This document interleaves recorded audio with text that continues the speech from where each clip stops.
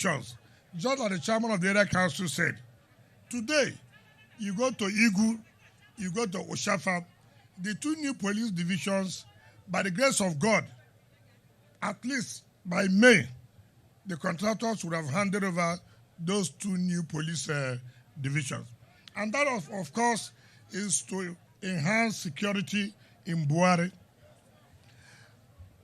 Every council chairman has his own strategy. Some of them call God, some of them call whatever they call. Even before they leave their houses, they must have called the one they will call. Say, sir, today that the minister is coming, God touches my heart. God has already touched my heart since.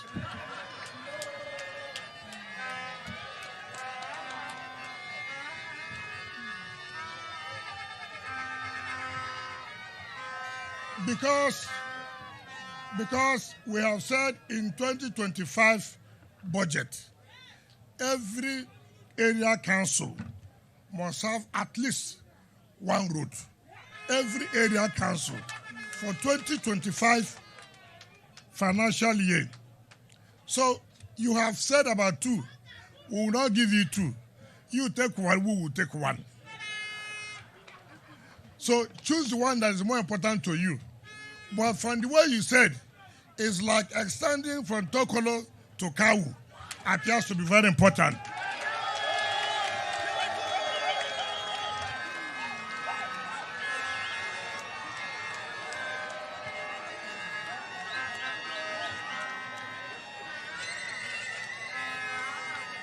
So the coordinator of the STD should try to make sure that this is put in our 2025 budget as one of the roads that we have to construct for 2025. Let me also thank Setraku for a quality job. Remember, when this contract was awarded, we did not include to put street light. We did not include it. But we have directed the contractor to now put street light from Gaba to Tokolu.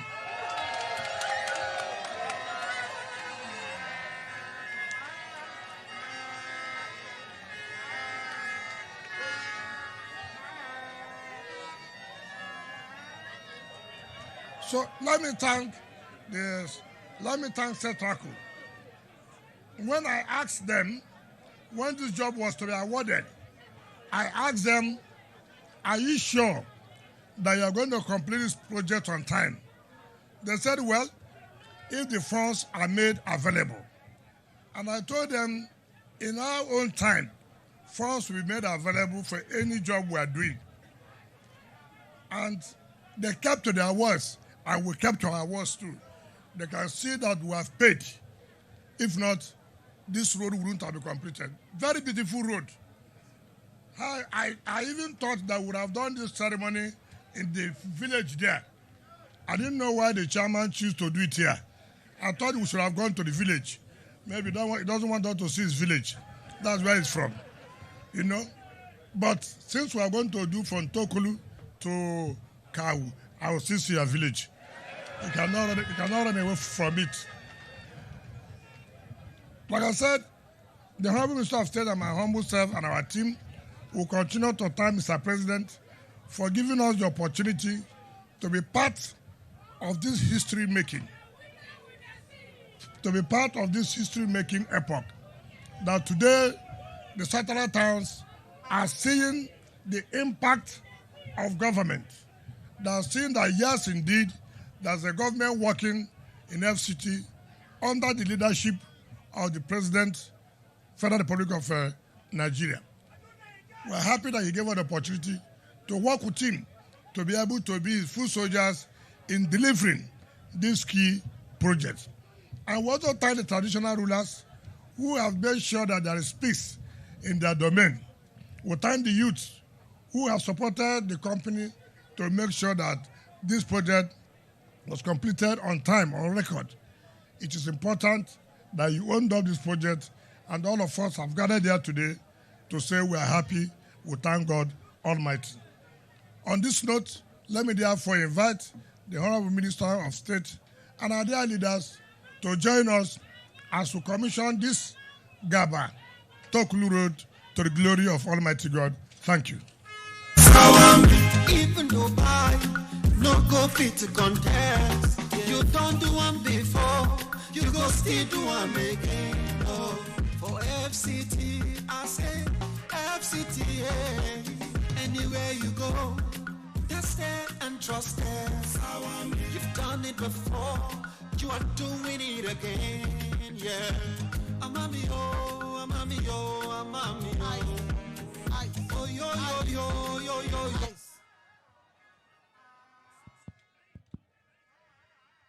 To the glory of God, we commit this Gaba Tokolu Road for the use of our time. Gaba Tokolu Road, Buhari Area Council, officially commissioned by my humble self today, Friday, 24th January 2025, to the glory of God.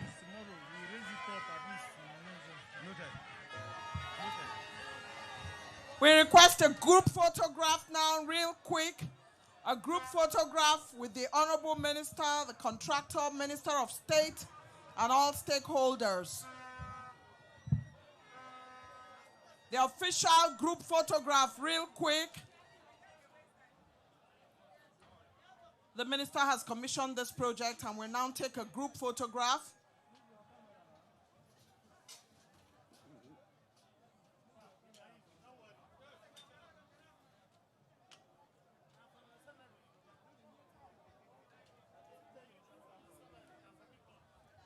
And that is the official photograph we call for the national anthem.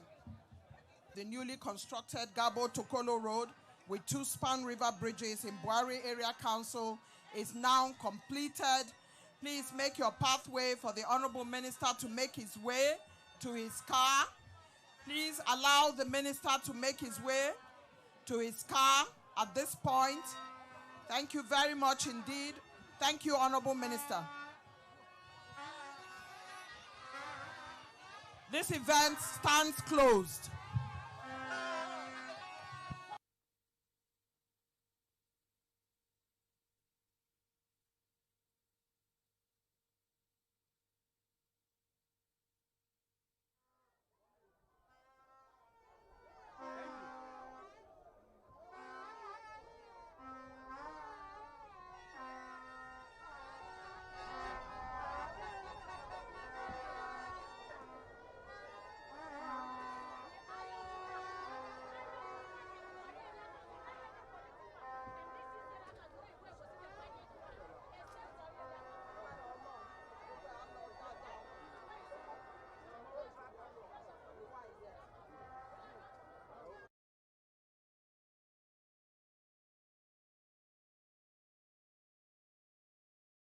So we are just looking for faster execution of existing efforts that have started in 2024.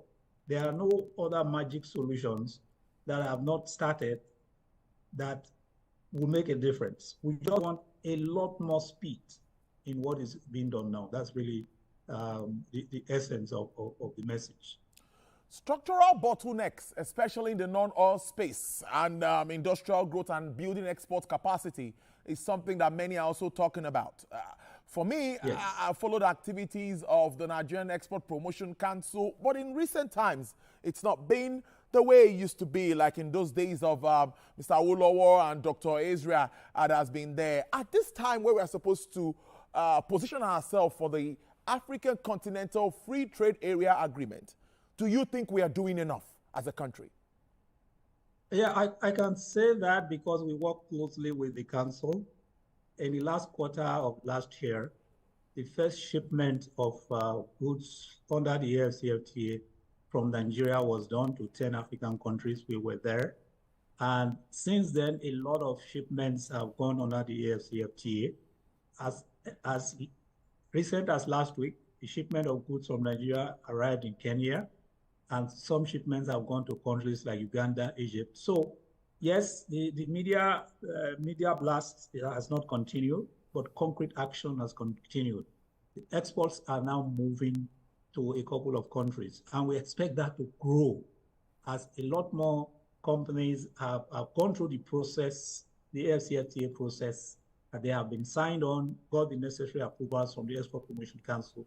We are aware that that is happening very, very effectively. We can say that because a lot of the exporters are either members of the FCCI or other organized private sector organizations, and the traction is there. But again, it's issue of scale. We need a lot more exporters, and the existing exporters of non-oil products need to do a lot more volumes. So it's a matter of scale. The export drive is catching up, but we need to do a lot more volume than what we are doing now. Really, in Nigeria now, the essential understanding of the things that will make the economy be transformed are understood. The private sector and the public sector are working to get this done, but the pace at which they are happening is where the emphasis should be. We need to get, for example, the export terminals are already operating. We need to get them to be faster. The dry ports, the inland dry ports, some of them are already operating, some are almost finished. We need all the dry ports to be up and running so that the movement of goods for export will be faster. So generally, it's really now a matter of pace. That's why most economic analysts are looking at 2025 as the year that we will see the benefit of all the suffering that happened in 2024 when the reforms started. Mr. President, let's touch on our budget, because I also read in your speech, you talked about oil production at 1.47 million barrels per day. Government is projecting 2.06 million barrels per day for our 2025 budget. Obviously, we know there is need for revenue to fund this spending plan for 2025. What do you make of this? A lot of efforts by government. Recently, there was a meeting with the Ogoni community and, of course, River State government to try and improve production and all of that. What do you make of that and the issue of crude oil theft, which we all agree is eating deep into the country's, the fabric of the country's economy? So I think that's what I referred to as the matter of skill between the government and the private sector. In the oil production space, oil production has gone up steadily, and that improvement is as a result of very close cooperation between governments, the oil producing communities, the security agencies, and the oil producing companies themselves. Oil theft is still existing, but is reducing significantly, mostly by the effort of the security agencies, supported by communities who now understand the need to protect the oil infrastructure.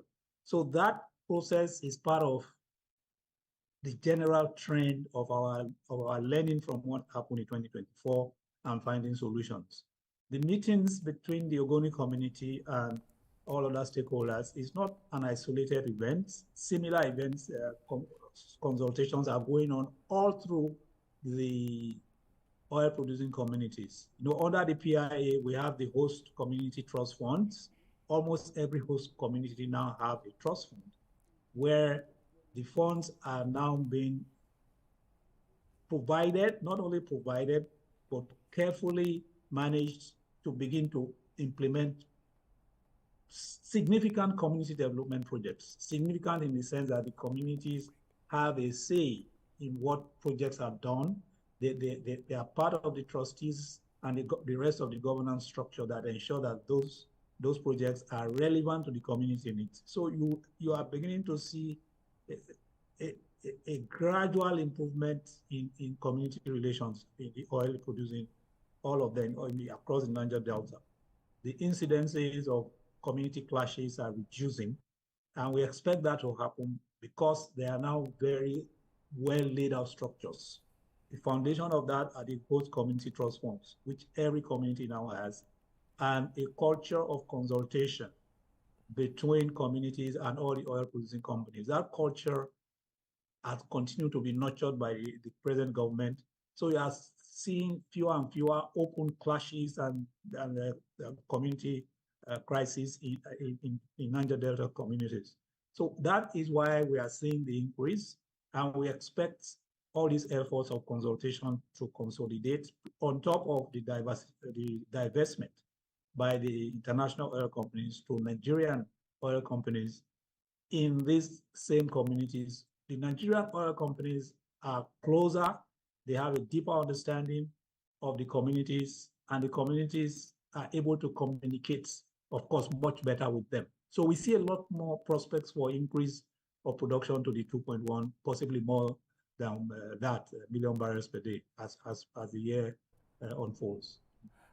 That's a good one. Let's look at the issue of fiscal discipline that many have talked about, considering the reforms on one side. What do you also say, or what's the advice of LCCI to government in 2025? We can't continue to do things the same way and expect different results.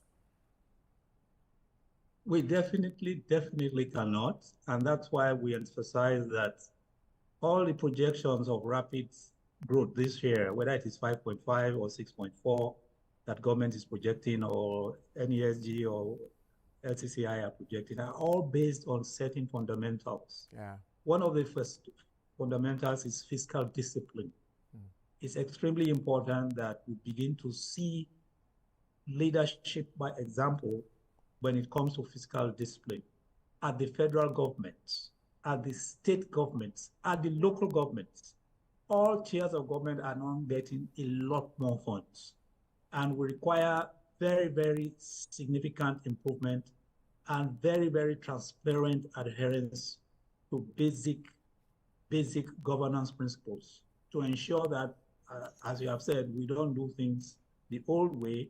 We don't continue with reckless expenditure for unrequired or unnecessary events at federal, state, and local governments and expect a different result. So the issue of fiscal discipline and very, very high level of transparency in government finances, in management or in public finance management, is a very, very important requirement for these reforms to succeed. Otherwise, we will spend a lot of effort in these reforms, and it will go down the drain because of lack of transparency and accountability in the way government resources are managed. Before I let you go, Mr. President, let's look at the tax reforms. You know, we've gotten series of views around this, and finally the governors have given their nod. Yes, of course, we all know the sharing formula for VAT and all of that was the bone of contention, and that has been addressed now. But for you, the business community, all that concerns you in that bill, how would you react to that moving forward? What are your expectations as we expect that to be passed into law very shortly? The business community understands that you need to significantly increase public revenues, government revenues, and taxation is one of the means of doing so. But the business community also says that you can only collect tax from profitable businesses. You can only collect tax when taxpayers have surplus income, disposable income after meeting their basic expenses. So in principle, because we work closely with the committee, the tax reform committee, throughout the one-year process, we agree fundamentally with all the principles that have now been laid before the National Assembly. But like any other proposed legislation, there are special interest groups that are looking at how it affects them, and they are bringing those issues to the table. This is to be expected. It is not possible for human beings, either here in Nigeria or anywhere, to design a perfect legislation.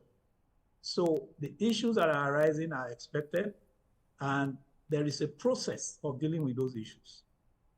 What is heartwarming now is that everybody is now going through that process. After the initial excitement, positive or negative, about the reform bills, everybody is now going through the process of consultations.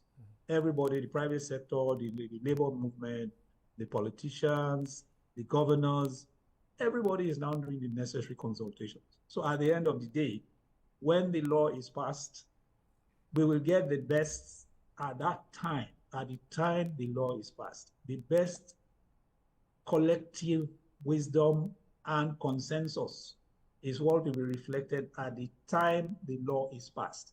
But what is certain is that after the law has been passed, there will still be amendments. And when we start applying the laws, there will be issues that will require amendments. I think it's important to stress this, that there is no one-size-fits-all solution to amending the laws to satisfy everyone. But the consensus will get to a point where everybody says, okay, this is good enough to be passed. Let us pass it. Let us start to implement it, and let us begin to deal with any issues arising. That is our view in the business community, that the reforms are absolutely necessary, but we cannot wait until it is perfect for everyone before it is passed. Let us pass it based on the best that we can do within the time frame we have given ourselves as a nation to get the law passed. And then we'll deal with annual amendments of the laws, which is normally provided in the annual finance acts.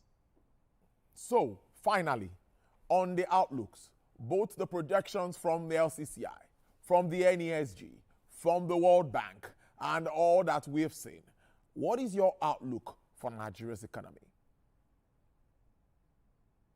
A much improved economy than last year in terms of the big figures, the GDP growth. There will be significant improvement. It is very likely it's a year where we begin to see a gradual reduction in inflation, particularly transport cost inflation. It's also a year where Nigeria will be moving more and more towards a producing economy and exporting economy from where it is that now as a primarily a consumer, a consuming and importing economy. Our import of goods and services are steadily rising and will continue to rise significantly. In some spaces like the creative industry, we are very significant exporters of goods and services. In the financial services industry, we are also major exporters of financial services to almost all African countries. So we are going to see export of goods and services rising significantly throughout the year. Hopefully that will begin to reduce the number of Nigerians at the end of this year that are still at the level of abject, what is described as multi-dimensional poverty. That is the general outlook. I must thank you so much, Mr. Gribeli Dausa. Always an interesting conversation with you. President, Lagos Chamber of Commerce and Industry. Do have a great weekend and hope to see you come into our studio very soon. Thank you. All right then. Well, we will take a break. When we come back, we'll be looking at the figures from Transcorp Power. And I have live in the studio Mr. Evans Okpagoro, I pronounced that very well, I'm sure, Chief Financial Officer, Transcorp Power PLC. We'll be talking about that, and it's going to be a very interesting conversation. You won't want to miss it. After this break, we'll be back.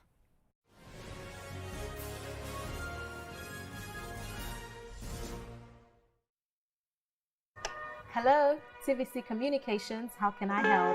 What makes TVC the right choice for my business? Excellent question, sir. Let me share some exciting facts with you. Start your day on TVC Entertainment with Wake Up Nigeria, a family and lifestyle show. Your view empowers women globally.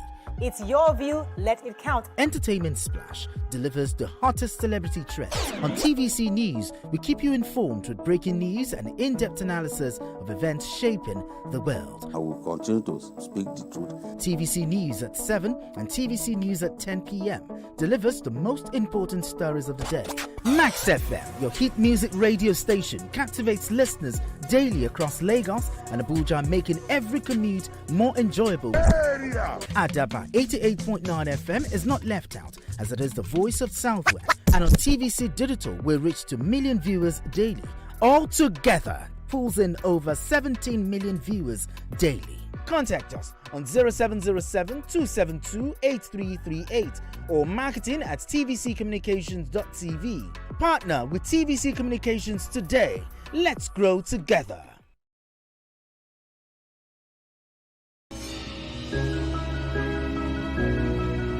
Sometimes it's the story that calls. At other times, the people just want to be heard. School, I need students, but I need teacher. Can't continue like this. Their voices re-echoing through time itself. We haven't done anything. If the tide is high, everybody run for safety. Their tears leave a sweet, sour taste for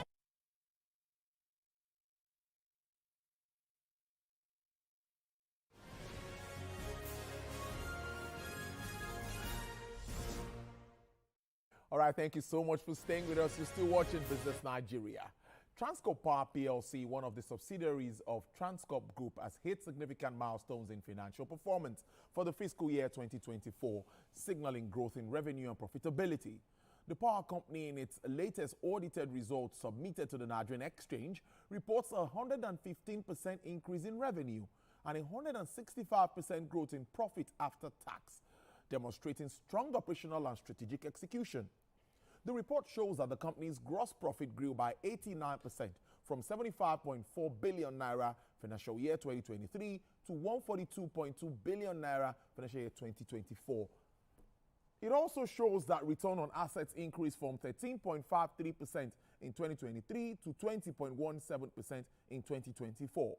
Chairman of Transcorp Power, Mr. Emmanuel Norum, emphasized the company's focus on stakeholders' value, making it one of Nigeria's most formidable power operators. Also, the Chief Executive Officer of Transcorp Power, Mr. Peter Ikenga, attributed the results to the company's strategic investments and a deliberate focus on enhancing operational efficiencies.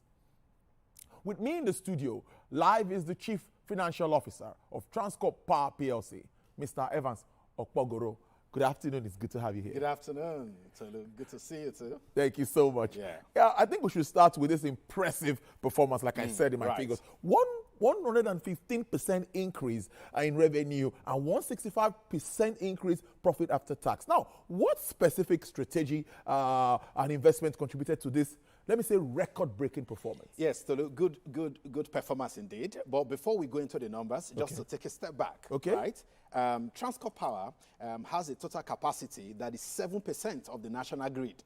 7%? Yeah. So if you compare what we have versus what is the national grid's capacity, it's 7%. Yeah. But what do we produce? What is our output? Currently, we are producing 10% of what the national output is. What that tells you is that we are contributing more than our fair share to the national output in terms of electricity. However, we're not stopping there, but just to put that in perspective, and also to look at it from another perspective is the fact that Transcorp Power is the market leader, right? We have the largest number of fleets. We have 18 gas turbines, and of course, we are gas-fired.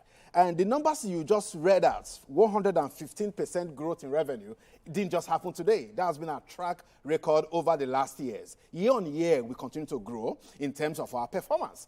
And you see that between 2023 and 2024, our revenue had grown by 115%. Yeah. However, if you do a compound annual growth rate for the last 5 years, that revenue has grown by 37%. Wow. And our profit over a compounded annual growth rate is grown by 57%. As an investor, what do you mean? Wow. That is the kind of investment you would like to put your money into. Yeah, so we are driven by operational efficiency. And at Transcorp, we are driven by our 3 core E's: execution, excellence, and enterprise. Doing it right the first time without impacting negatively on the environment, on health, because, of course, we operate a safe operation, right? So our efficiency, we focus more on efficiency, right? Yeah. And you would know that of the public quoted company in Nigeria in 2025, Transcorp Power is the first to have completed its audited account within 3 weeks after year end. And that simply tells you the kind of people we have. Very motivated, passionate, and the type of leadership we have. We have a very strong and robust and diversified experienced board led by Mr. Emmanuel Norum, who is also a chartered accountant. So again, these numbers, we're not strange to producing these numbers. Year on year, we continue to produce significant number, like you see, 115% growth in revenue. We told them at the Nigeria Stock Exchange when we were listed. I remember I was there. That was last year. On the 4th of March. We said we're going to hit 500 billion in 2030, right? Then we're at 100. Now, however, a year after, we have crossed over 300 billion, right? So it makes me see that, you know, that 500 billion, most likely, we're going to smash it in 2025.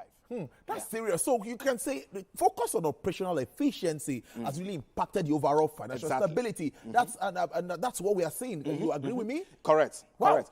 That's a lot. Yeah, because really, in spite of the difficulty, the challenges in the market, in spite of the macro, in the sector and the macroeconomy that we face today, we've been able to surpass these numbers. And that's because our focus is on excellency. We're excellent on our job, and we are efficient, because you have to be efficient. Otherwise, you would wipe out your revenue.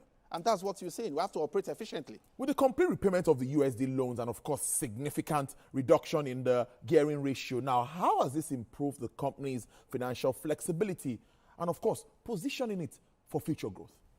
Very important, because the USD loan also exposed us to FS losses. You know what's happening at the markets right now, right? We've taken a lot of hits in that, but the board was disciplined to ensure that we pay off this USD obligation, and we've paid it off. So we have the USD inflows today, repaying our other dollar obligation, because our business is capital intensive, and we have to import these parts from overseas, and we have to pay in USD. So again, you would see that we now have what we refer to as free cash flow, right, which would enable us to invest and expand in terms of our CapEx operation. So it leaves us with a lot of stability from a financial point of view. We don't need to go to the bank to look for money, to borrow money. We raise money, we generate money internally, and that money is enabling us to expand, because there's a lot coming from our end. I bet you by the year end, we are adding additional 100 megawatt capacity to what we currently have. And that is growth. That's growth. And that's what you continue to see from Transcorp Power. Dividends of 5 naira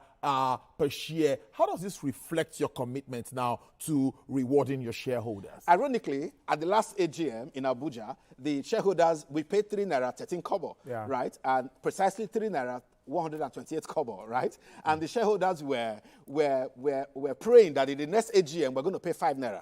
And again, the board has now recommended a full year dividend of 5 naira. We had paid an interim dividend of 1.5 after the half-year results were released, and we're not going to pay the other part of the dividend after the AGM when the shareholders approved and ratifies it. Now, as Transcorp, what we typically do is create value. That's what we're known for. We create value for our shareholders. As you would see in our numbers, if you look at our return on equity, it's grown from 52% last year to 63%, telling you how we have utilized shareholders' funds to generate or create value for them. Now, and if you look at our return on assets, we've grown from 14% last year to 20% this year. That also tells you, from a finance point, how we are utilizing the asset of the company to generate revenue. And that's significant for us, because all we do is create value for all our stakeholders, especially our shareholders. And I can also guess, from what I see, the board will likely declare an interim dividend mid-year once we release the half-year report for 2025. That's big news. That's big news. So the shareholders will be smiling to the bank shortly. That's big news. Now, together with your sister company, now that's TransAfam Power Limited, contributing over 20%, right? Am I correct? That's to the national installed power capacity. But how are you working further to bridge this gap? You talked about hitting 100 megawatts by end year again. But what challenges do you face in doing this, and how are you doing to bridge this energy gap? So we have a long-term strategy, right? Transcorp Power is not a company for the now. It's a company for the future. We're building to last. That is the long-term goal of the organization. And with the highly motivated and passionate staff, you know that we can get that done with the right leadership that we have at the moment guiding us properly. So, you know, the challenge we have, being a gas-fired plant, obviously is gas. And you're in the business world, you understand what's happening in gas. There's a lot of investment required to recover a lot of gas, because Nigeria have huge potential in gas, if you know. But a lot is required, and the government is looking in that space as well to invest more in gas. And that is the challenge we have. But good enough for Transcorp Power, we're immune from some of these crises, because we are the only plant that we have a gas well behind us that flows gas to us directly. So there's no day we will not have gas to supply. However, we also have gas suppliers who are very good partners with us, who would ensure that we have gas to power Nigeria. So in the long term, we are not just going to be doing 10% of the national grid, right? We want to grow into doing 25%. That's the long-term goal, where we're going to power 1 of every 4 homes in Nigeria. That's the vision of the organization. And we are committed to that because that is what we are built for, to improve lives and transform society. Getting more interesting, but beyond financial performance now, yes, I'm always interested in the money, that's where we go. That's the business thing. But how does Transport Power now align with your operations with Nigeria's broader economic and sustainable development goals? So let me also mention that we are not just focused on powering Nigeria or the money. We are, we are the proponent of Afro-capitalism, believing that Africa must develop Africa. And the future of Africa is in Africa. So we are the proponent of that. So we live to our words, right? So in Transcorp Power, we are involved in bursary awards to our host community to ensure the students go to school. We are involved. By the way, we have a Transcorp Power school, one of the best schools in Delta State. You could check for yourself, make your research. Transcorp Power school graduated a lot. And the good news is we have some of them working for us in the plant who had graduated from our school, went to the university, and they are currently working with us. So Transcorp Power, beyond the money, building local content. Yes, that's local content. So beyond the money, we have a school that we run. We also have community projects that we. So in fact, in terms of community relationship, no one beats us to that because we believe Africa must develop Africa, and we must develop Nigeria ourselves, and that is something that is in our DNA.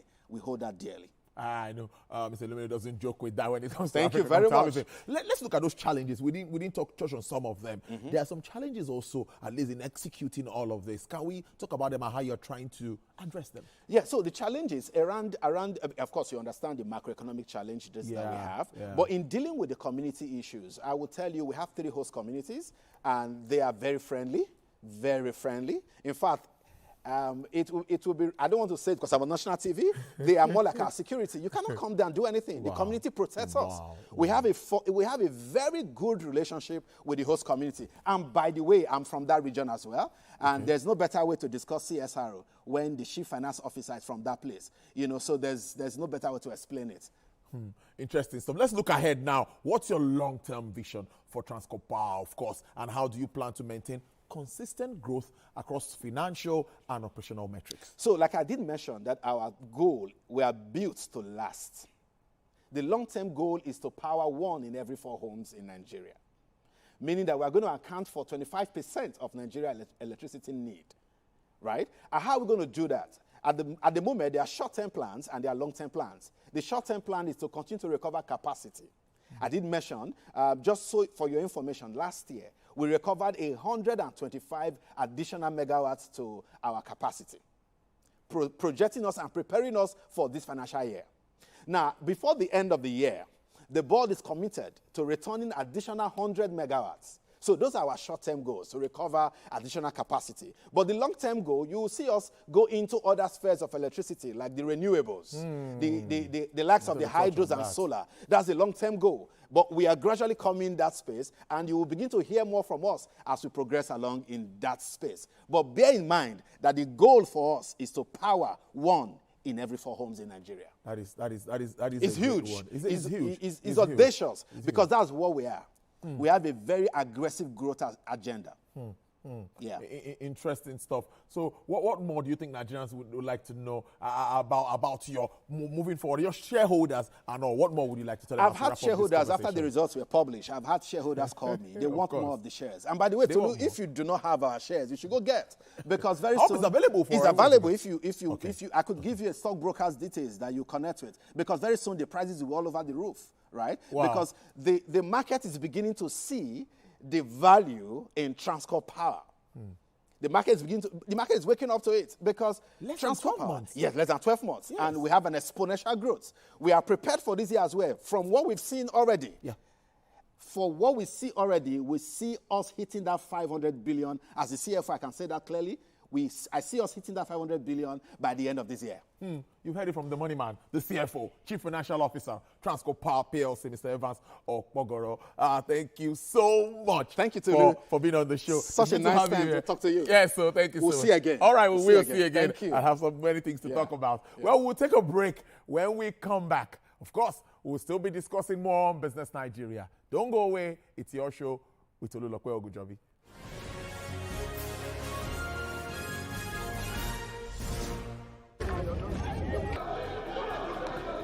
Every second, every minute, every hour, and every day, time doesn't just tick away. It's a countdown to political decisions that shape our world. This country must move. Imagine the impact these decisions have on our lives. Some are consequential, others may leave us intrigued or baffled. You will have no better friend and partner than Nigeria. Step in and feel the frenzy like never before. Join me every weekday for an hour of fact-finding interviews where questions cut to the core. How would you say your administration has fared in these sectors? I will dig in to get to the heart of issues, from local politics to global insight. Join me as I unearth the power plays, jaw-dropping revelations, and the unfiltered truth. This isn't just politics, it's unraveling the stories that matter. Brace yourself for Politics Tonight every weekday at 8 p.m., where every decision echoes along the corridors of our lives. Politics Tonight, only on TVC News.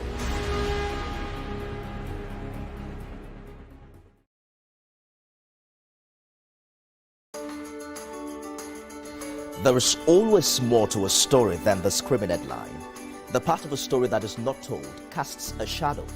It's like the part of an object that is not reached by light. On TVC News, I'm able to explore the many angles there are to a story, talking to stakeholders, asking the difficult questions, and digging for facts. I believe the viewers are able to make a better decision if they're well informed and understand not just a part, but the complete story. TVC News, first with breaking news.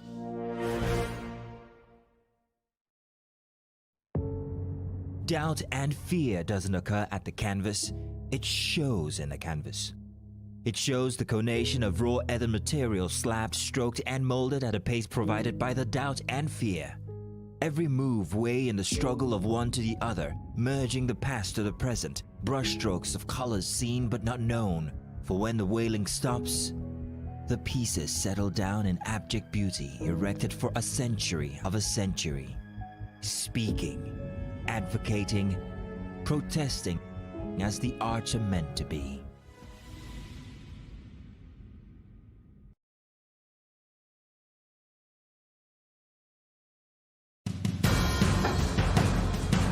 Information is power. Information is security. Good afternoon, Olulokwe. How was your day? Well, it's been fine. I was talking just earlier with the CFO of Transcorp Power, looking at their figures at the exchange. Maybe we could take it up from that note. What is playing out around the market? Your assessments for this month of January. It seems like it's looking pretty well. Yes. You should not forget that the any period is at the corner, and some companies have started releasing their results. Meanwhile, next week we are going to, because the month will be ending next week, so we are going to see many of them also bringing out their fourth quarter results before the audited. But as we expect that, what more should we be looking at for 2025, particularly with the market? People are expecting more listings and all of that for some companies around the country. What do you make of that? Yes, we'll be expecting more listing, because if you look at the SEC, the person in charge of the SEC is capable and he have the experience, and not only that one, the exchange also, we have the people that are there, they know what they are doing. So, and I believe they have been doing it before. If you look at last year, they are able to do, and about 2 years ago, they were able to do more by bringing some complaints. And I believe this year also, we are going to have, I know they are going to bring so many complaints also into the board this year also. And you should know, as I've said before, SEC, they are really doing a wonderful job. The confidence is restored now on the market. Before you open your account now, due diligence is being done with your bank account and your detail. So without those one, the investor, they are somehow confident because they are, it's more reliable now to invest in the equity in the capital market, So I believe next year, this year rather, we are going to see some of the company coming to list, and also company also they are going to perform very well. And also we believe that with the Trump, winning the election, though we believe that we should still have some money coming into the capital market.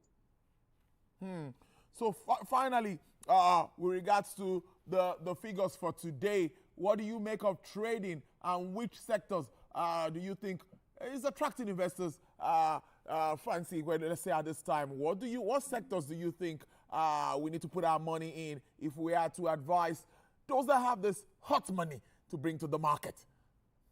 Thank you very much. Thank you very much, Tolulope. If we look at the banking sector, as I've said, last week, that if we look at their third quarter year to date, for their 9 months, they have performed wonderfully well. So this year also, just only one quarter, I believe the banking sector, they are going to really perform. Not only that one, some consumer good like Presco, like Total, like USCN. If you look at the value of all those, the figure, the result, the last 9-month result that they released, this company, they perform very well. So, the investor, they are being advised, though they still need to seek the professional advice from their stockbroker. Looking at all those stocks, I believe they will not miss the target. All right, then. I'm looking at also the insurance space. There have been a bit of activities around that space, and the stocks are also looking pretty well. We see right now, we heard about the third-party insurance that the NICOM and the NPF are saying that people must now start to have compulsorily, not like as it used to be. Yes. Do you also see that space performing better than it used to do, considering this fact? Yes, Tolulope. Looking at the insurance sector, that's why I said that this year we could be expecting a positive movement. Wow. And if you look at the insurance sector also, they have started moving. But, by the time their recapitalization really come out, I believe we are going to know the direction of that sector. But apart from that one also, it's a good sector to put your money in. I must thank you so much for your time. Mr. Dele Sanusi, do have a great weekend. Thank you. Thank you, Toga.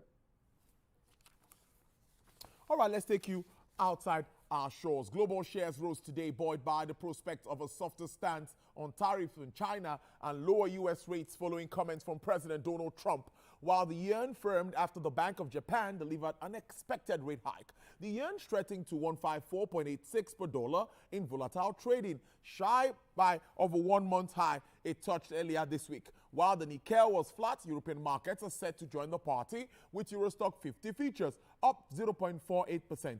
China CSR 300 blue chip up 0.8%. Hong Kong Hang Seng Index 2% higher. The Australian and New Zealand dollars, as well as the yuan, rose on signs of a softer stance on tariffs from Donald Trump. Now, Donald Trump's comments on wanting lower interest rates moved U.S. markets, with the S&P 500 hitting a record high, although investors remain cautious about the president's next move on trade and tariffs. A latest report from the Central Bank of Japan shows the Apex Bank has increased the cost of borrowing to its highest level in 17 years after consumer prices accelerated in December. Now, this is following the latest economic data, which showed that prices rose last month at the fastest pace. The country's Apex Bank raises its short-term policy rate to 0.5%. The decision marks the BOJ's first rate hike since July and came just days after Donald Trump returned to the White House. The bank's governor, Mr. Kazuo Yuda, signaled this latest rate hikes in a bid to avoid another market shock.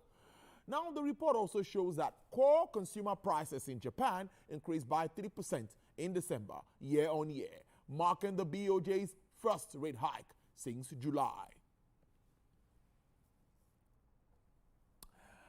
Electric vehicle maker Rayvan is set to launch its advanced hands-free driver assistance system in 2025 and its eye-off systems in 2026. This was revealed by the company's CEO, Mr. Robert Scaringe, amid heightened scrutiny of advanced driver's assistance system. And that's as leading EV makers such as Tesla pivots towards self-driving technology and robot access. Relevant vehicles are currently equipped with the autonomy platform, that assists drivers but still requires their continuous attention and control of the vehicle, similar to features offered by some other automakers. Automakers have been competing in recent years to introduce more autonomous driving features, such as lane keep assist and adaptive cruise control, into their vehicles. All right, then, crude oil prices were little changed today, but headed for a weekly decline after U.S. President Donald Trump issued a sweeping plan to boost U.S. production and demanded OPEC's lower crude prices. U.S. West Texas Intermediate crude fell to sell for $74.57 per barrel, with a downward review of 0.07%. Now, Brent experienced a downward price margin of 0.08% to sell at $78.23 per barrel. Bonnie Light sells for $78.62 with a decline of 2.84%. And for the OPEC basket, crude oil dealers offer $80.90 per barrel, now with a decline of 1.03%. Well, that's our package for today and, of course, for the week. Thank you so much for being a part of it. I'll see you on Monday, where we'll talk more business. Of course, enjoy your weekend, get busy, always get the cash. I'll see ya. Meet Benga Oreshegun, a fearless voice and an advocate for the truth. He's bringing fresh energy and bold insights to journalists' Hangout. Get ready for deeper analysis and dynamic perspectives. Join me and Babajide Kolade Otitoju with other veteran journalists on Journalists Hangout. Weekdays from 5 p.m. and on Sundays, 1:30 p.m.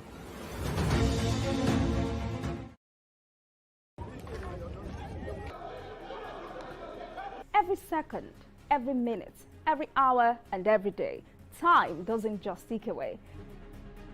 It counts down to political decisions that shape our world. This country must move. Imagine the impact these decisions have on our lives. Some are consequential, others may leave us intrigued or baffled. You will have no better friend and partner than Nigeria. Step in and feel the frenzy like never before. Join me every weekday for an hour of fact-finding interviews where questions cut to the core. How would you say your administration has fared in these sectors? I will dig in to get to the heart of issues, from local politics to global insight. Join me as I unearth the power plays, jaw-dropping revelations, and the unfiltered truth. This isn't just politics, it's unraveling the stories that matter. Brace yourself for Politics Tonight every weekday at 8 p.m., where every decision echoes along the corridors of our lives. Politics Tonight, only on TVC News.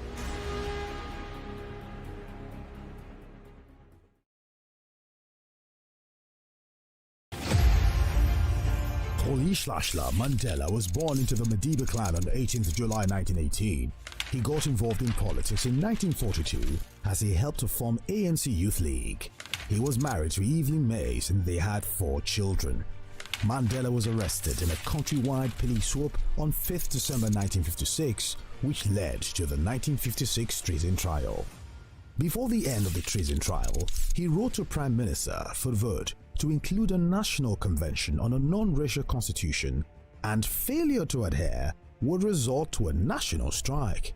In August, he was arrested and charged for leaving the country without a permit and inciting workers to strike. He was convicted and sentenced to 5 years imprisonment. On 9th of October 1963, he was on trial with 10 others for sabotage in what became known as the Revodo trial. On the 11th of June 1964, Mandela and 7 other accused were convicted and sentenced to life imprisonment. He was later released from its gates on Sunday, 11th of February 1990, 9 days after the unbanning of the ANC and the PAC. Nelson Mandela never wavered in his devotion to democracy, equality, and learning as he immersed himself in official talks to end white minority rule. In 1991, he was elected ANC president to replace his ailing friend.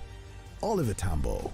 In 1993, he and President F.W. de Klerk jointly won the Nobel Peace Prize, and on 27 April 1994, he voted for the first time in his life. On 10th May, he was inaugurated as South Africa's first democratically elected president. He, however, stepped down in 1999 after one term as president. Despite terrible provocation, he never answered racism with racism. His life is an inspiration to all who are oppressed and deprived, and to all who are opposed to oppression and deprivation. He died at his home in Johannesburg on 5th December 2013.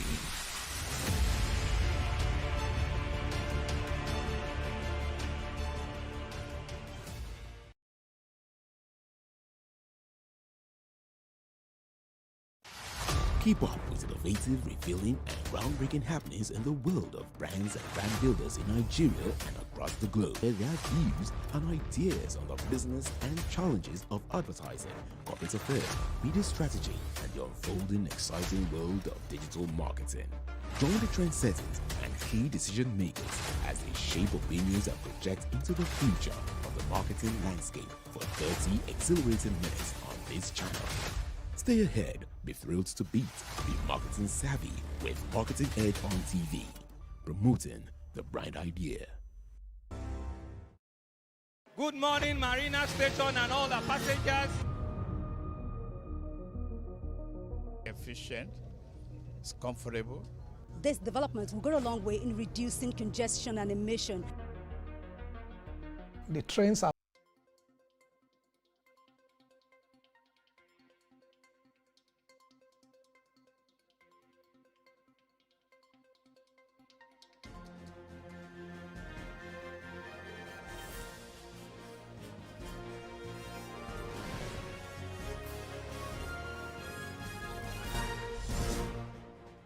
Live from our studio here in Lagos, Nigeria, this is World Now. We thank you for joining us. Let's begin here in Africa, where a judge in Kenya has warned he will imprison top security officials for contempt of court on Monday if they fail to appear for a third time to account for a recent string of alleged abductions. More than 80 government critics have reportedly disappeared over the last 6 months in the country. This was documented by the National Commission on Human Rights since nationwide protests against proposed tax hikes began last June. At least 24 persons are still said to be missing. The police and government deny kidnapping and illegally detaining protesters, but the country has a history of state-sponsored abductions, and some Kenyans fear they are returning to that dark past. The Inspector General of Police, Douglas Kanja, and Directorate of Criminal Investigations Director, Mohammed Amin, have been ordered to produce in court 7 social media influencers who disappeared in December. Still in Africa, in Namibia, a video message has been released by a former First Lady, Monica Gingos, warning people of fraudsters using her name and likeness to target unsuspecting citizens. Manipulated clips, which have been reportedly circulating for some time on social media, allegedly show her asking people to invest in a foreign exchange scheme. The former First Lady's team have been raising the issue for almost 2 years, but this is the first time Mrs. Gingos has made an appeal in person because the volume of fake messages she has received over the past 2 months is increasing. There have been many victims of internet fraud in Namibia, and they include a woman who was swindled of her retirement savings.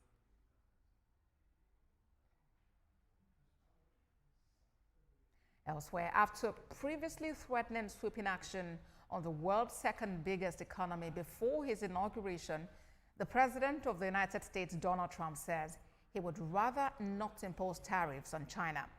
What could be the reason? Let's tell you more in this report.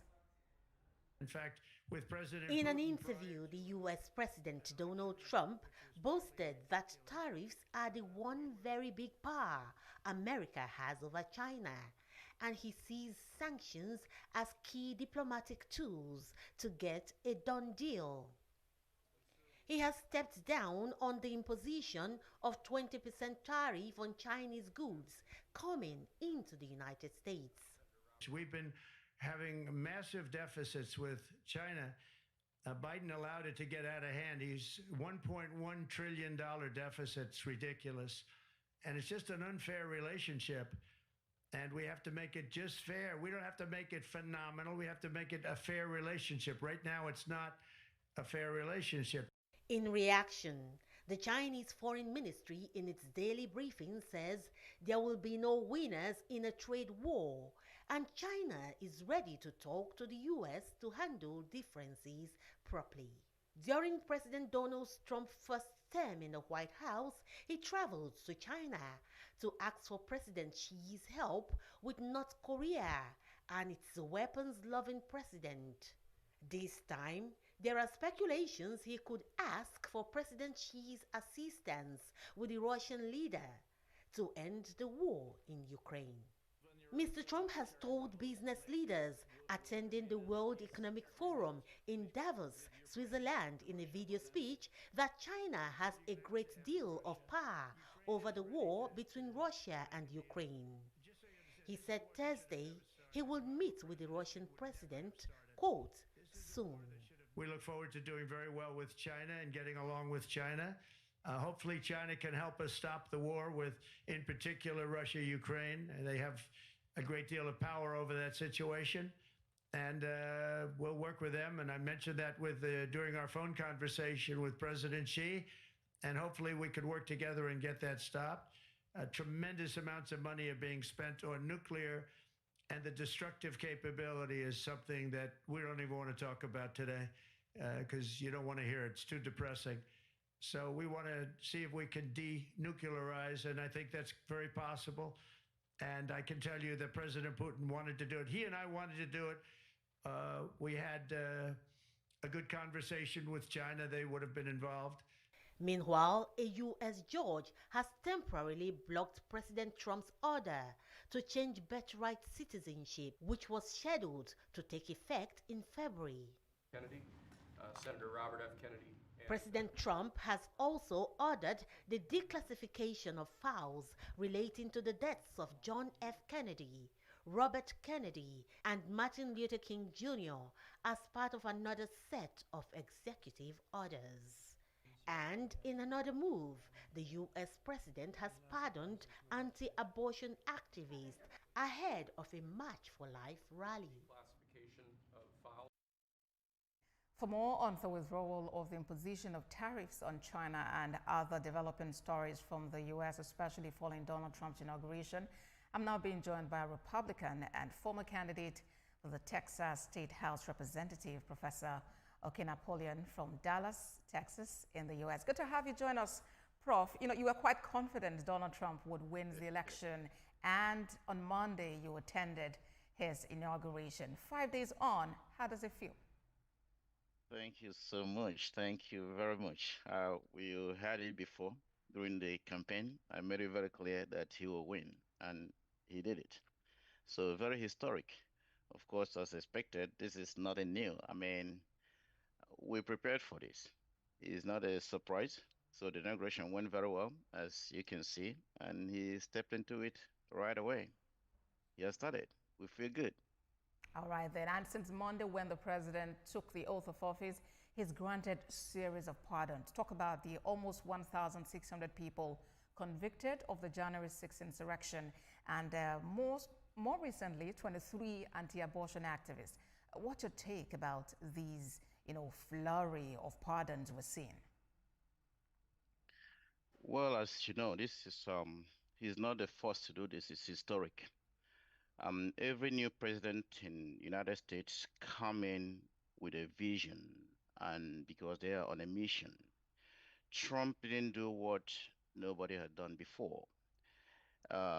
This very administration, this very tenure is different from the one before.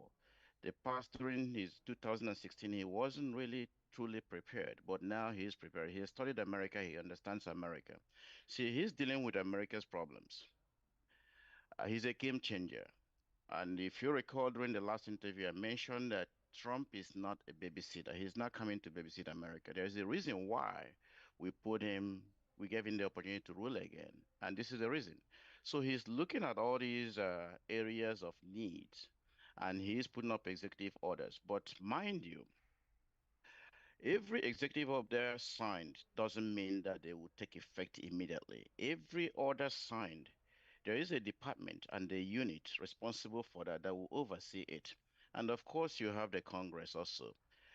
People are going to agitate, resist, and even file lawsuits and all kinds of stuff. But the truth is that America have a lot of problems, and Trump is here to solve those problems. So he's a game changer. All right. One of the problems that President Trump has identified is migration or illegal immigration, as it were. So let's talk about this. As it stands, a U.S. judge has temporarily blocked the president's order to change birthright citizenship, which was slated to take effect in February. Do you consider this a blow to the president? A blow? No. It is expected. There are about, so far, we have over 22 states that have already filed lawsuit. We're going to witness resistance. It's normal thing. But you see, that doesn't mean it's a blow. It's not even going to stop anything. It will continue. But the law and the Congress, the society, the nation will look at all these things. See, Trump is not trying to destroy United States. He is not asking people not to come into United States. He is not against anybody. They label him that he's a racist. He's not really a racist. You just need to understand Trump. I have known this man before he even got into the office in 2016. And then after that, I've met him a few times, I think twice when he was in office before. I haven't seen him this time, but I will. But you see, this birthright thing, if you are an outsider looking to milk America, it's a good thing. If you're a liberal trying to, I guess, get some votes or do be a good dude, what do you call it? Uh, be loved. You want love, people to love you. Yes. It's a very good thing. Yeah, but you see what? That's not how America works. All right. It's about economy.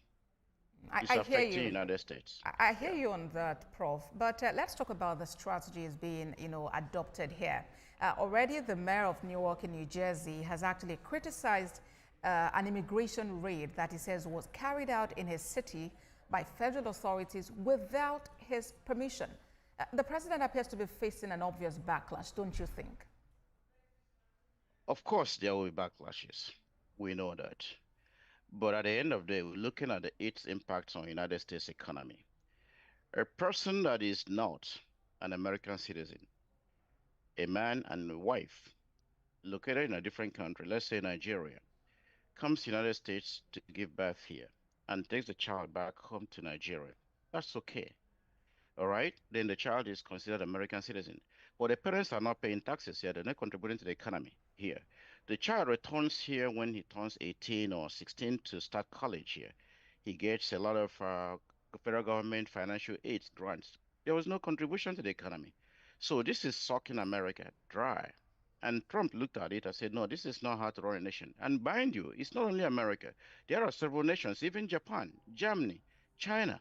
So you don't really become a citizen automatically because, however, U.S. Constitution says that it is legal that once you're born here, then you become a citizen. But Trump wants to change that. He wants to implement this new law and then say, okay, maybe we can make some adjustments. He's not, I don't think it's going to be that way that, okay, hey, if you're born here, you're not going to be a citizen anymore. I think there will be some adjustments. Maybe either one of your parents is a citizen or a green card holder.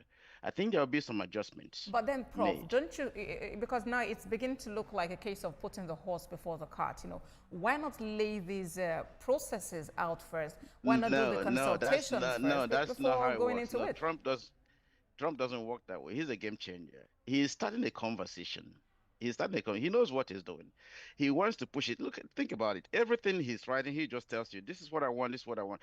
But he's a game changer. He's starting a conversation. Even the tariff in China, Canada, Mexico, changing, turning China and Canada into U.S. state. He knows what he's doing. He's a game changer. These are just conversations that he's starting. But see, the way he operates is that he says something and then he lays out the roadmap. If you're not careful, you attack what he said, but you're not paying attention. When you pay attention to him, you will know where he's going. All right, Prof. And just as we wrap up, he's hopeful of a more economically buoyant America. And of course, this is to be driven on one hand by tariffs. But he seems now to have soft-pedaled somewhat, with China, saying he would rather not impose tariffs on China. What could be responsible for this? You have about 15 seconds. Again, I said, Trump is a game changer. He starts a narrative. He wants people to talk about it. But then remember, he didn't just talk about tariff. He pointed at Ukraine and Russia because he wants China to do something. He puts something on the table. You jump on it, people jump at it, and then start discussing it. But Trump is working on something. Believe you me, this man knows what he's doing. He's not. We brought him here to do a job, and he's doing that job, and he will do it. All right, he's a game changer. Yeah. Republican, former candidate, Texas State House Representative, Professor Okinapodion, thank you very much for your time on World Now. Thank you so much. Welcome. Well, let's take a break now. When we come back, we have more updates, including on the Russia-Ukraine war. Please stay with us.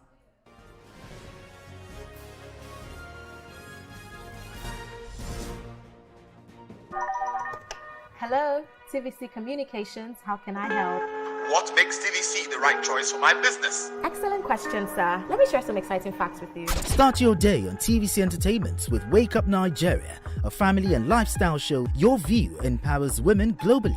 It's your view, let it count. Entertainment Splash delivers the hottest celebrity trends. On TVC News, we keep you informed with breaking news and in-depth analysis of events shaping the world. I will continue to speak the truth. TVC News at 7 and TVC News at 10 p.m. delivers the most important stories of the day. Max FM, your hit music radio station, captivates listeners daily across Lagos and Abuja, making every commute more enjoyable. Adaba 88.9 FM is not left out, as it is the voice of Southwest. And on TVC Digital, we reach to million viewers daily. All together, pulls in over 17 million viewers daily. Contact us on 0707 272 8338 or marketing at tvccommunications.tv. Partner with TVC Communications today. Let's grow together.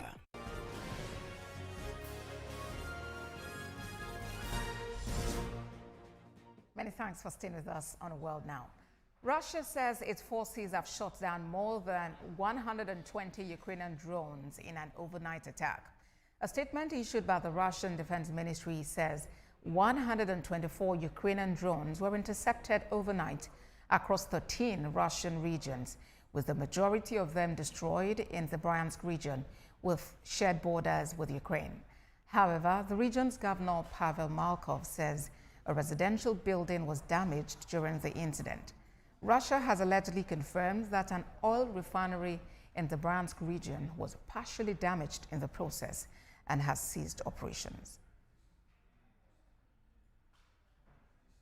Now, the top prosecutor at the International Criminal Court says it is seeking arrest warrants against senior leaders of the Taliban government in Afghanistan over the persecution of women and girls.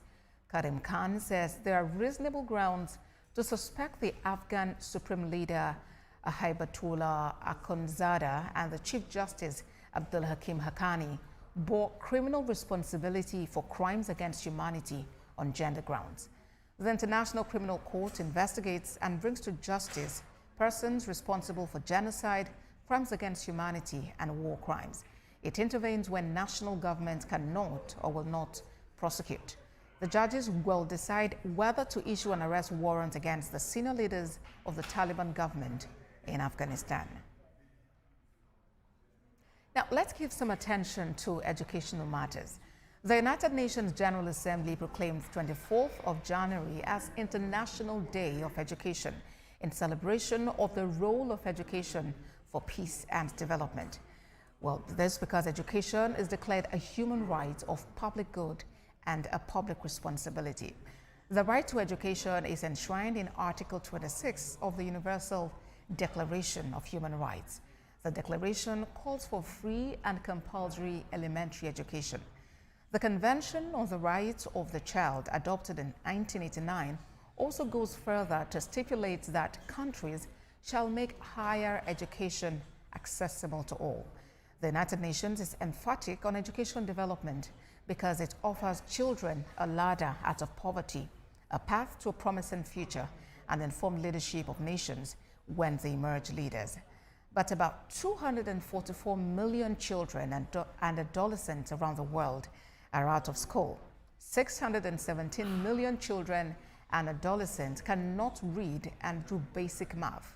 Less than 40% of girls in sub-Saharan Africa complete lower secondary school, and some 4 million children and youth refugees are out of school.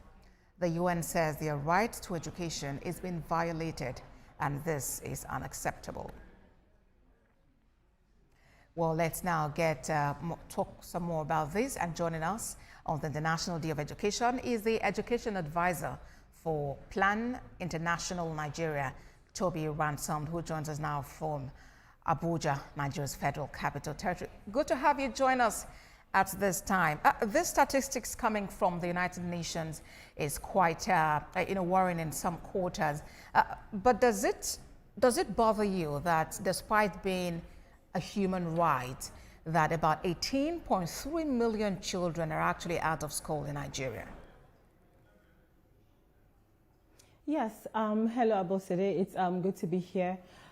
It does bother me, and one thing I'd like to point out is that there's still, conflict about the exact number of out-of-school children, but then when we go out on the field and interact with everyday Nigerian, you're very much aware of their reality, and so it does bother me, but it's not all doom and gloom, because I'm also very much aware that there is so much going on behind the scenes, both by the government at all levels and also private individuals and development partners, to see that this number is drastically reduced across Nigeria. So in your assessment, how effectively have we fared, in putting these measures in place and ensuring that these policies are actually implemented? Well, the issue of effectiveness is actually one that I'm sure we cannot address completely here.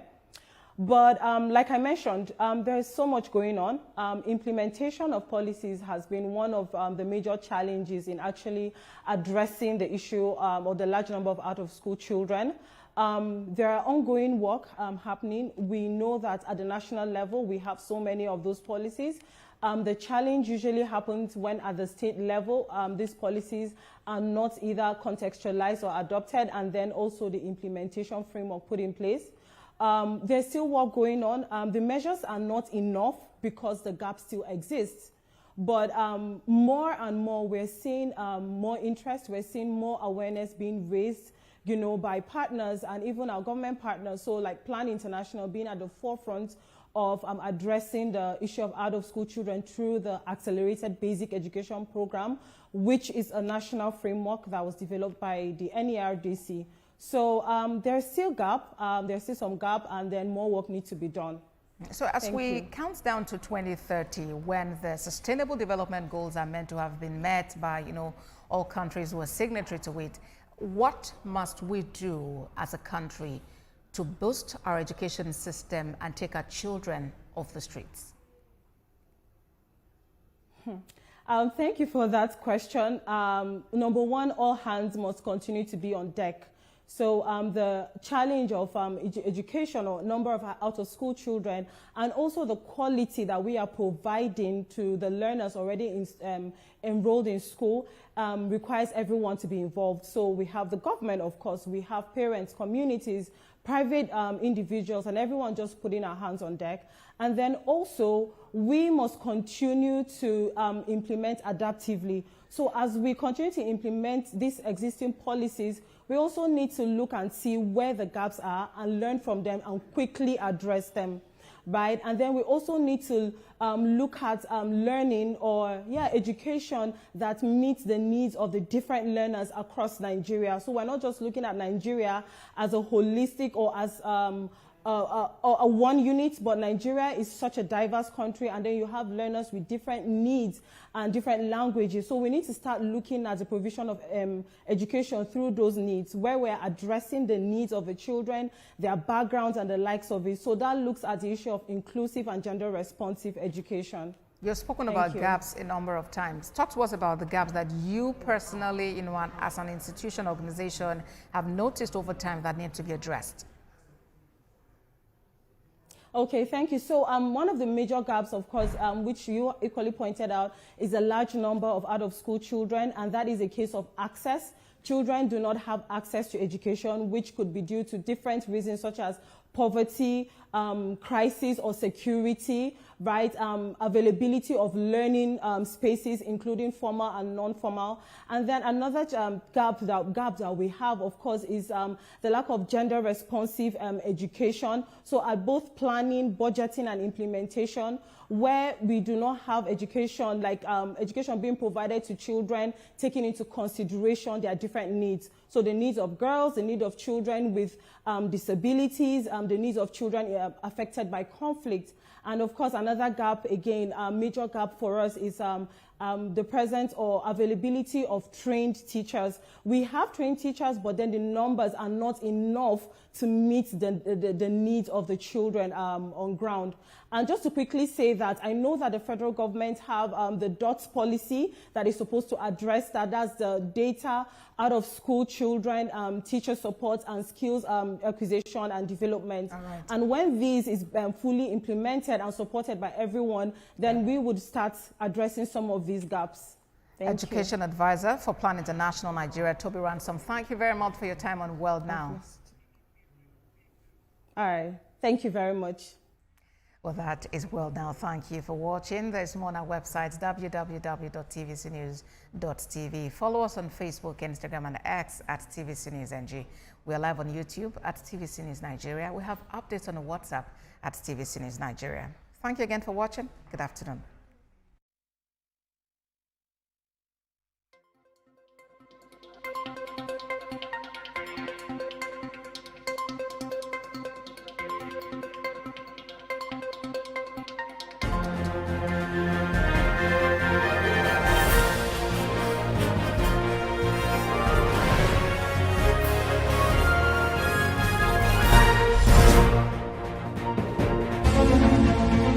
Meet Benga Oreshegun, a fearless voice and an advocate for the truth. He's bringing fresh energy and bold insights to journalists' Hangout. Get ready for deeper analysis and dynamic perspectives. Join me and Babajide Kolade Otitoju with other veteran journalists on Journalists' Hangout. Weekdays from 5 p.m. and on Sundays, 1:30 p.m.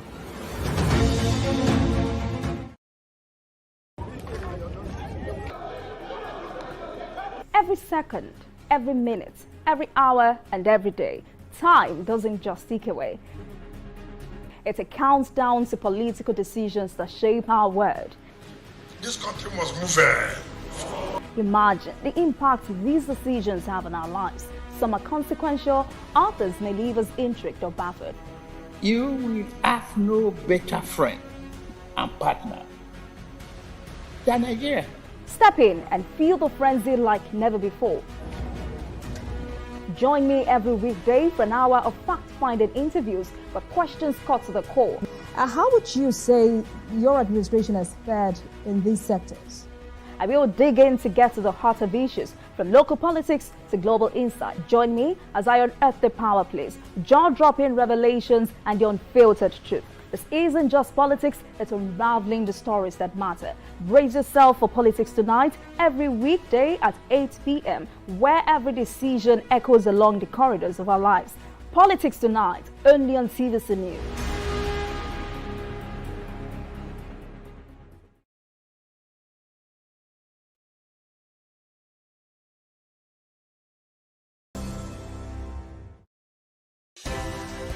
At TVC News, wherever the big news story is happening, we're geared up to break it.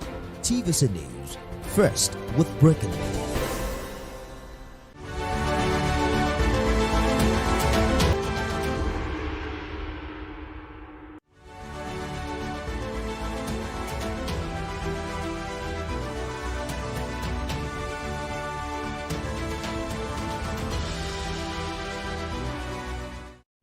began for the pragmatic Governor Sheyi Makinde with the swearing-in of 48 newly appointed permanent secretaries into the executive, the legislature and judiciary, political class, civil servants, well-wishers, as well as other public servants are here to celebrate these newly promoted officers who are deserving of the position.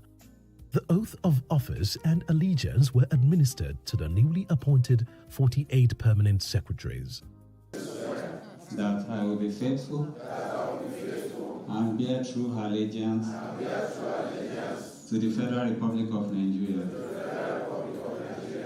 Governor Makinde described the event as historic, adding that the process of their appointment was based on objectivity, merit, and without any interference from anywhere.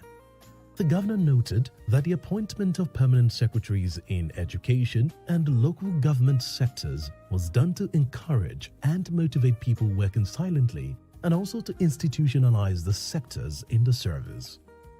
48 permanent secretaries. That is no joke.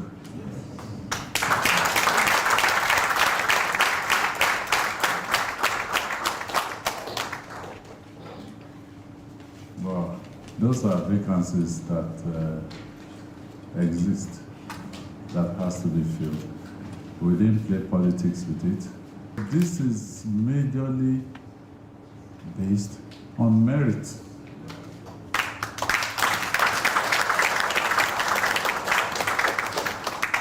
The governor advised the permanent secretaries to be diligent, fair and just in the discharge of their duties.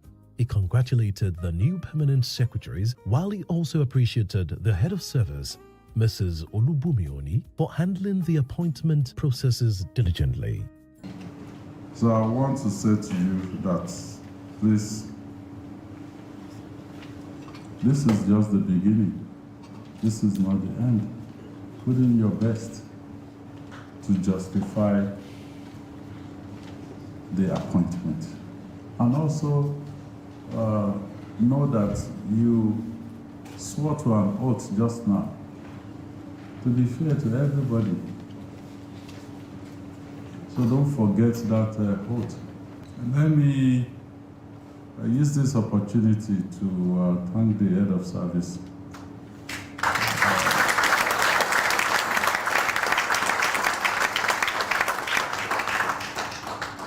A lot of work, but she handled it diligently.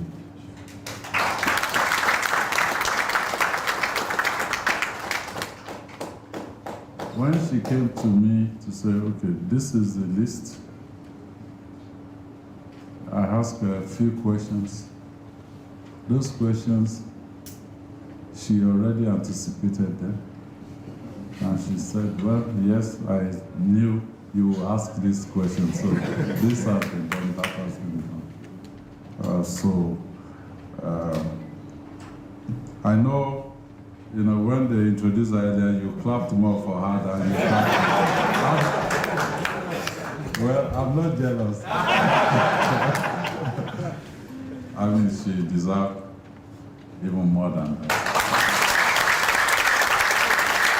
The 48 new permanent secretaries include 3 permanent secretaries earlier appointed and 15 newly appointed permanent secretaries from the mainstream, 15 from the education sector, comprising Inspectors General of Education and Tutors General, and 6 from the health sector. Others are 7 from the local government sector, permanent secretary or clerk of the House, and the Surveyor General of the state. With these appointments, the Oyo State government, under the leadership of His Excellency Engineer Sheyi Makinde, has demonstrated that the civil service as a government institution plays an important part in ensuring that government policies result in tangible services for the population.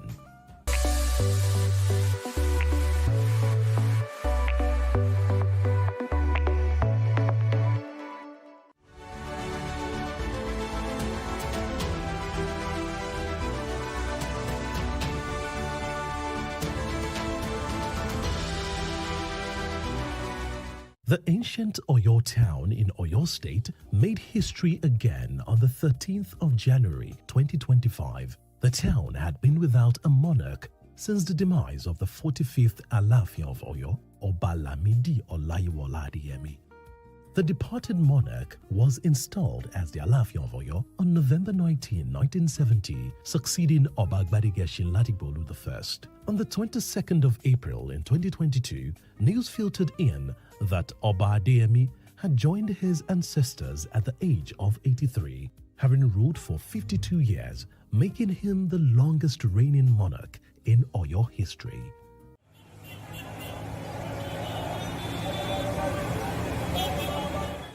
History tells us that he was crowned as the Alaafin of Oyo on the 14th of January 1971.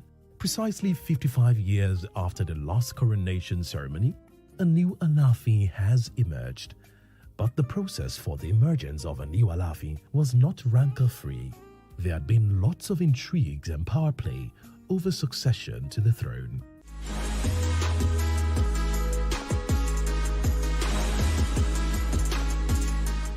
The process, however, followed the nomination by the family, selection by the kingmakers led by the Basharu of Oyo, and the final approval by the government.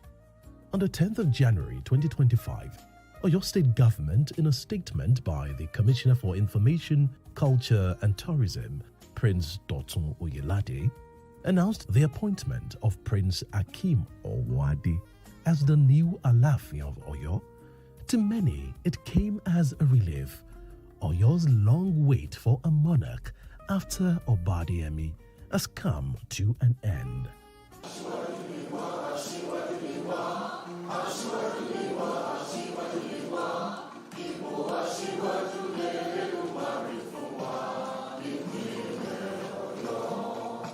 Days after the announcement, in the presence of the Deputy Governor of Oyo State, Barrister Abdurrahim Bayolawal, a former Speaker, Oyo State House of Assembly, Senator Monsurat Sumonu, member representing Oyo East, Oyo West House of Assembly, Honorable Rahman Olorupoto, Awishe Awagbaye, Professor Wande Abimbola, and his wife, Iyanifa Jishebo Abimbola, some members of the Oyomesi, as well as traditional rulers in Oyo Kingdom and government functionaries.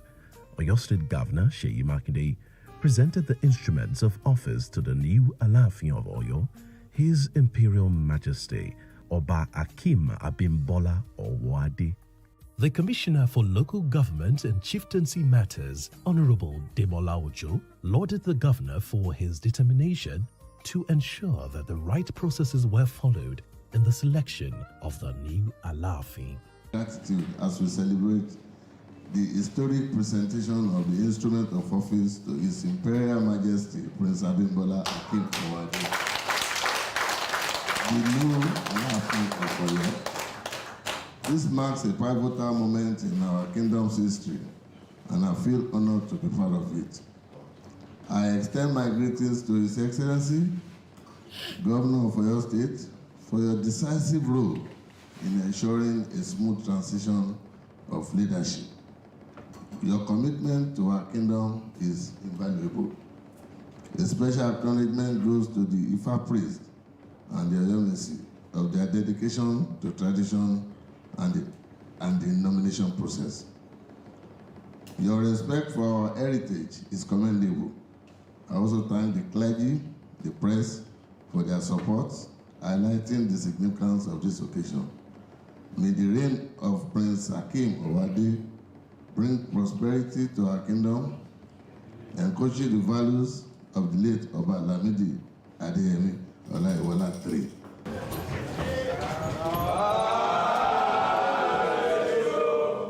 The presentation ended the stalemate following the nomination and approval of the new monarch for the ancient town.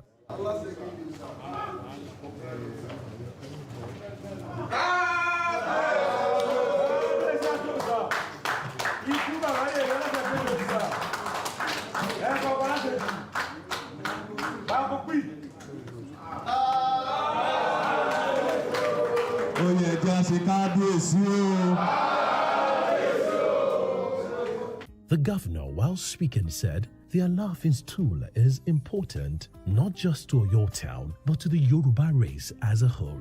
He maintained that he decided not to meddle in the appointment of the new Alaafin because of his administration's belief in openness and transparency, which has greatly assisted in doing what is right and just in the selection of the new Alaafin of Oyo. The Alaafin's tool is very important, not just to Oyo Town or Oyo State, but the entire Yoruba race.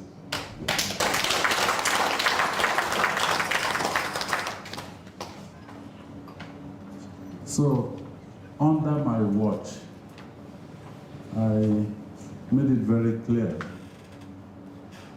that that stool is not for sale. It is not a stool for us to toy with. I met Prince for the first time in my life yesterday. I've never spoken to him in my entire life until yesterday. I did not know his profile or any of the princes that were vying for that stool, because it was deliberate. I did not want to have my own opinion. His Imperial Majesty Oba Akim Abimbola Owadi opens his speech with a song. Ajibo abala beji jiji laji o bawa. Jiji laji o bawa. Jiji laji o bawa. Ajibo abala beji o jiji laji o bawa. He promised to work for the progress of Oyo Town, Oyo State and Nigeria as a whole, as well as the development of the people. He thanked the governor, the Oyomesi, and everyone that worked for his selection and assumption of office as the 45th Alaafin of Oyo. Fún ìjókòó yìí, mo fi ń dá yín lójú pé lọ́lá Àgànjú, lọ́lá Àtìbà, lọ́lá Aláàfin Kànmọ́, Olúàṣọ, lọ́lá Àjàká, lọ́lá Ṣàngó, lọ́lá Májẹ̀gbé, lọ́lá àwọn bí ojú, èmi Aláàfin of Ọ̀yọ́.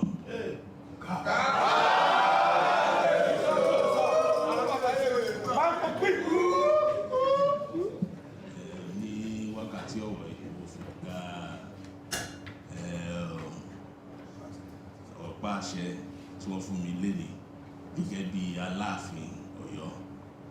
Mo dẹ̀ fi ń dá yín lójú pé pẹ̀lú àtìlẹ́yìn náà wọ́n ní àgbájọwá láfi sọ̀yà, ọwọ́ kan ò gbẹ́rù dórí, láì ṣe pé bẹ́ẹ̀ pé mo rí àtìlẹ́yìn náà mo mọ̀ pé kò sí nǹkan tí mo lè dáṣe. Mo dẹ̀ mọ̀ pé mo ti wá báyìí sí ìlú Ọ̀yọ́, sí ilẹ̀ Yorùbá. Mo mọ̀ pé láṣẹ Èdùmàrè gbogbo ẹ̀ náà yóò mojú wa ṣe. Wọ́n ní gẹ́gẹ́ lọ́wọ́ yọjú orí náà láṣẹ Èdùmàrè. Ìlú Ọ̀yọ́ ò ní bàjẹ́, ìlú Ọ̀yọ́ mọ̀ lọ síwájú. Ẹ ṣé gan ni.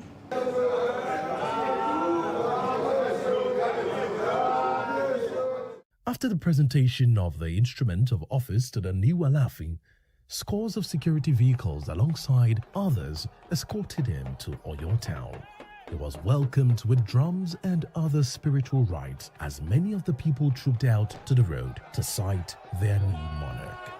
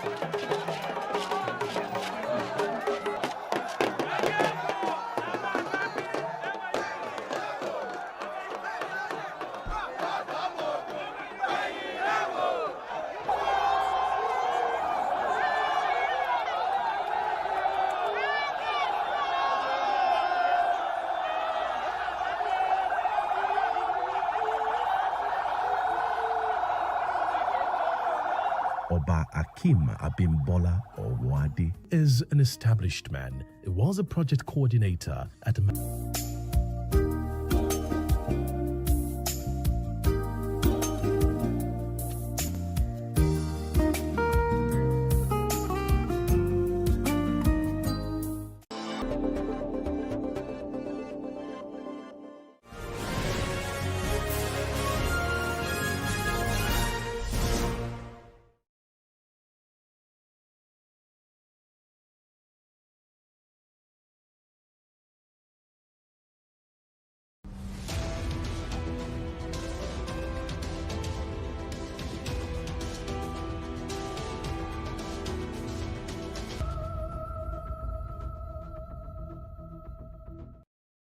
The latest unemployment rate in Nigeria increased to 4.20% in the second quarter of 2023 from 4.10% in the first quarter of 2023. This has forced many graduates to find a path in skills and technology to make a livelihood.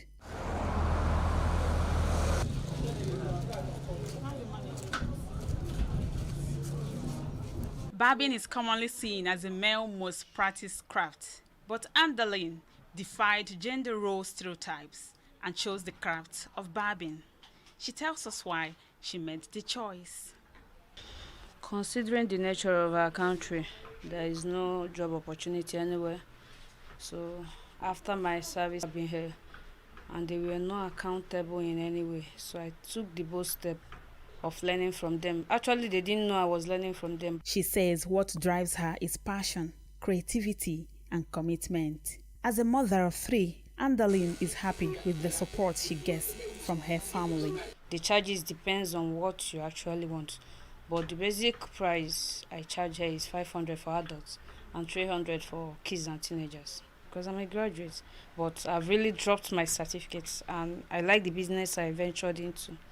So I would want them to support me if they can financially. Anyhow, this place is small, it's compacted for me. Sometimes it does not really contain the customers I have. As she creatively cut the hair of 4 customers, we waited patiently. More so, we were fascinated how she did this effortlessly while showing off the beautiful friction lines she could give. Just like every business, Andaline says she is faced with the challenge of lack of electricity, a situation that made her thought out another means of business, charging of phone for residents. Since power supply is epileptic, these residents pay at least 150 naira. This, she says, helps her to buy petrol to fuel the generator set she uses for her barbing business. She also shared a sad story of how armed robbers broke into her shop and made away with valuables, but she wasn't deterred as she moved on. She is convinced of having what it takes to succeed regardless of her gender. Last year, October ending, I was robbed here by 7 armed robbers. All of them came with guns. It was around 7 because I closed here as a married woman. I closed here by 8. When they came, they stole so many things from me. Some equipment, people's belongings, which I started paying for, and others. They even made away with my cash. But since then, I've not really been able to recover from the shock and trauma they left me with. For Andaline Ozoma, this is big business and requires great intuition. So she employed the services of a hairstylist to manage this salon as her side hustle to stand her out of the park. She now sees herself as an entrepreneur, and of course, her husband is happy. He marvels at the tenacity of his wife to combine motherhood and the craft without failing. I've never expected it like this, that to come up to this echelon point. It was, as I'm speaking here, it's just like a dream to me. I've never known that it would be like this. There was no security in our ASICs, and there is no light. So these are the challenges she's having. And as they say, the proof of the pudding is in the eating. We asked some of her customers about her skill and how good she is when it comes to handling their haircut. Today is my first day in my life. A woman give me a haircut. I think she's the best. It's rare to see some women that will, a mother of three, who will be able to do this kind of work. So I'm encouraging them to do more. Women should join and start doing work, not relying on men or to say this kind of job is only for men. So women can do better. She's very, very perfect. Seriously, the first time I saw her, I was afraid that she might cut my hair or something else. But I did not know that she was perfect. After our visit to the female barber in Orata Aba a few days ago, we are back here in Umuahia to find out what the male folk is doing in this field. You know, they say it's a male-dominated field.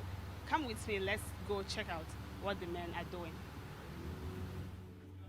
In this barber shop at Villa Roy, Mission Hill Road, Umuahia, Eunice Alaijo has been in this business of barbing for 6 years and counting. Since it's something I love to do, so it pleased my soul. What a man can do, woman can do too. So I can't say they will bench us because people have choice. You understand? Some men do like female barbers to barb them. Some men don't like. You understand? No, I'll see. No matter if though I'm in Amazon, if you make kingdom, I will still have customers. Though an average barber is believed to be barely educated, times are changing. Goodluck Emmanuel didn't start his barbing business as a graduate, but he is currently an undergraduate at Michael Okpara University of Agriculture, Umudike. Many barbers like these ones have shown that a craft like barbering, which many people believe to be petty, can be a profitable venture. A student, so I choose barbing so that I can use it to encourage myself. There are many barbers out there, like we have professional barber, so for here we are trying our best.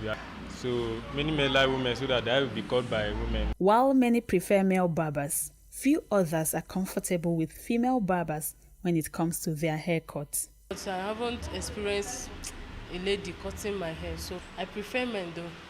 Any of them can go, for the fact the person is good. The lady have not cut my hair before, so I would like to give it a try. Male are for barbering, so women are for plaiting of hair. So I prefer using male than female to cut my hair. For Henry Onyenwife, the soft and gentle touch from a female barber has made him stuck with having only a female barber to cut his hair. I actually love when a female is handling my hair because they are more gentle than the guys. The guys can talk. Before a guy will finish up with your hair, he will conclude Chelsea, Man U, Liverpool issue. The Commissioner for Youth and Sports Development in the state encourages more youths to take pride in the legitimate jobs they do. This government wants our youth to be industrious, to take pride in what they do, and we're putting out strategies to help them to achieve those. And he says plans are underway to empower women in Andalin's category. It's a great achievement for a mother of three to think outside the box in terms of becoming a barber and the kind of entrepreneurship. This is what we encourage. We are proud of her, and we're going to empower other girls to do other jobs. We have a lot of programs that we have highlighted for the kids to empower them through youth policies, ICTs, NG cares. With Andalin Ozoma's story, women are encouraged to break stereotypes and pursue their passion with dedication and hard work. Nena Gabriel, TVC News Abia State.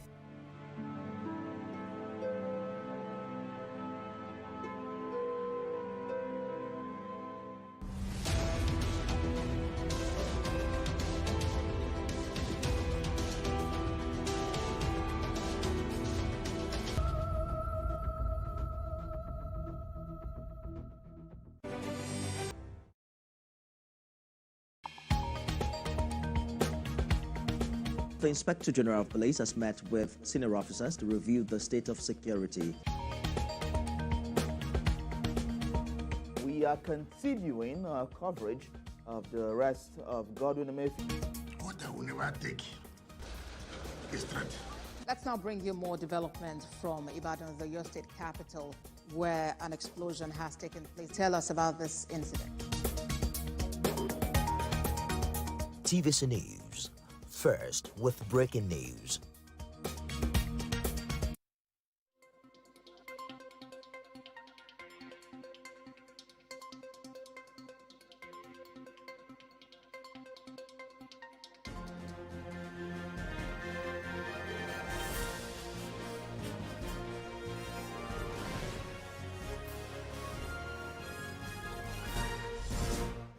Hello and welcome to TVC News at 4. We are staying with developments on the rescue of the wife of a retired Assistant Inspector General of Police, Hakeem Odomosu, Folashade Odomosu. The Inspector General of Police, Kayode Egbetokun, has ordered operatives to go after the fleeing suspects in connection with the kidnap. This follows the arrest of 2 suspects by operatives of the Lagos State CP Special Squad. According to a statement by the Force PRO Olumuyiwa Adejobi, the suspects were arrested in the early hours of today on their way out of Lagos State. Upon interrogation, they confessed to the crime, saying they belonged to a gang of 4, 2 of whom were recently killed. 2,250,000 naira cash was recovered from them, which was part of the ransom requested from the Odomosu family, as well as locally fabricated rifles and live cartridges. The IGP commends the police operatives for their gallantry in apprehending the suspects and encourages them to maintain this high standard of competence in the fight against crime. Now to Kwara State, where the family of 35-year-old Olatunji Jimoh, allegedly killed in police custody, is appealing to the Inspector General of Police to transfer the case out of the state. They say they do not have confidence in the State Police Command to serve justice to the erring police personnel. Addressing a press conference in Ilorin, the convener of Justice for Olatunji Jimoh, Owolabi Olumuyiwa Tayo, also demanded the immediate release of the autopsy results to the family and to charge the perpetrators to court. They accused the Kwara State Police Command of trying to manipulate results and change narratives regarding the cause of death. They also asked Governor Abdurrahman Abdulrazak to intervene in the case as the Chief Security Officer of the state. We call the attention of the Inspector General of Police to what is happening in Ilorin as the case was taken away from the table of DCCID, who instructed to conduct the investigation of the case of Olatunji and later redeploy him because of this case, knowing fully well that the man is upright and is a man of integrity, he refused to join hand with them to change the narrative of the assignment you gave him. The over-serious officers of Nigeria Police Force, like Emmanuel Ajiboye, Adekunle Emmanuel Ogushola, and Oluwole Banteko. These are the officers that are directly involved in the killing of this, our gentle boy. Till today, only 2 of them, not their parade, these 2, they told us that these 2 are in custody. Away from that, the arrest warrant issued by the Federal High Court Lagos last week against the CEO of Easy Concepts, Ezekiel Onyedikachuku, owing to the non-service of the charge on him, appears to have been vacated. But this is because the criminal charge has been handed over to his counsel, Monday Obani, SAN, on his behalf with the approval of the judge, Justice Alexander Weye, today. The music manager is accused of the illegal conversion of $443,371 into his company's bank account, which are said to be royalties of two gospel musicians who were formerly under his music label, Mercy Chinwo and Judith Kanayo, aka Judy K. The manager is accused of receiving royalties from all digital platforms and events without informing the singers and for diverting $345,000 without giving the gospel singers the share. But the defendant says Mercy Chinwo violated terms of the agreement, which include failing to deliver a third album and withholding funds meant for the label from events and digital content revenue. He also says he was compelled by the EFCC to transfer $274,000 to the artist while in custody. There had been a purported and orchestrated evil agenda to sell the wrong impression to the public that we're running, and we keep wondering why we should be running. This is our country. No notice was given to me. We didn't know anything about the notice. And I've been appearing. I was at the EFCC on the 10th of December precisely, and I waited for about 4 hours, and nobody attended to me. And the mask of Christianity to destroy the system, to give an impression. I'm talking about someone who has earned over $1,500,000 from the same contract. How do you discredit what you have benefited from? The over $600,000 we're talking about is just for streams, not even for events. We have series of meetings where you went for, you didn't tell people you were going, you hid it because you didn't want us to know. That's not transparency, for goodness sake. There is nowhere on the surface of the earth that you hear a label taking 50 and giving the artist 50. And I mean, we paid rent for 5 years, you didn't pay a dime. You don't have a receipt. We gave you cars for all the period. We expended 100% expenditure on your career. This is unfair. This is not the right thing to do. We didn't go to court. We went to court because I wanted to ask that my fundamental right. And why? Because every time I made efforts to see how we can sit down to resolve, the clergies refused. They said my attempt to want to have a peaceful resolution meant weakness, and I would not be bold enough to say, if I don't have anything else, I have my truth, I have my voice, and the world will hear. This is $274,000 was made to be transferred to her. And then I said to them, why are you making me to transfer money to her when she is not remitting or giving back what she owes? She owes the company a third album and a couple of singles. She has money she's boycotted into her personal accounts that we're not aware of. She didn't give account of. She has events she had attended. We need this transparency has to be both ways. So it's already one-sided. You're right, ensuring that it just comes from we too, but because we're under a lot of pressure and we needed to be free, I had to concede to that, and that's what we went to challenge at the fundamental human rights. Away from the courts now, wife of the General Officer commanding 8th Division of the Nigerian Army, Secretary of State Ndidi Ajose, is calling on women and youth in the host and barrack communities to take advantage of NAOA's remodeled vocational center to skill up so as to be self-reliant. Speaking shortly before the commissioning of the center, the wife of the Army General said, in line with the goals and drive of the federal government to empower youth, the vocational center is positioned to curb youth restiveness, empower women and other members of the society. More than 115 women from the Giginya Army Barracks are currently undergoing training in tailoring, leather making, hairdressing, and other skills acquisition for economic self-reliance. Youth will cease to roam the streets. They will have a focus. They will have a renewed vision and a renewed excitement to look up to life. This project is not just for the barrack community, also the host community are affected. They can come in and also learn the skills that are here. The Nigerian government wants to reduce unemployment of youth. I call on the youth of the barracks, not just the youth, women, men, come and get yourself empowered. Get something doing. The center is already running and presently training about 115 trainees in leather works, tailoring, catering, hairdressing, and makeup, as sponsored by 8th Division.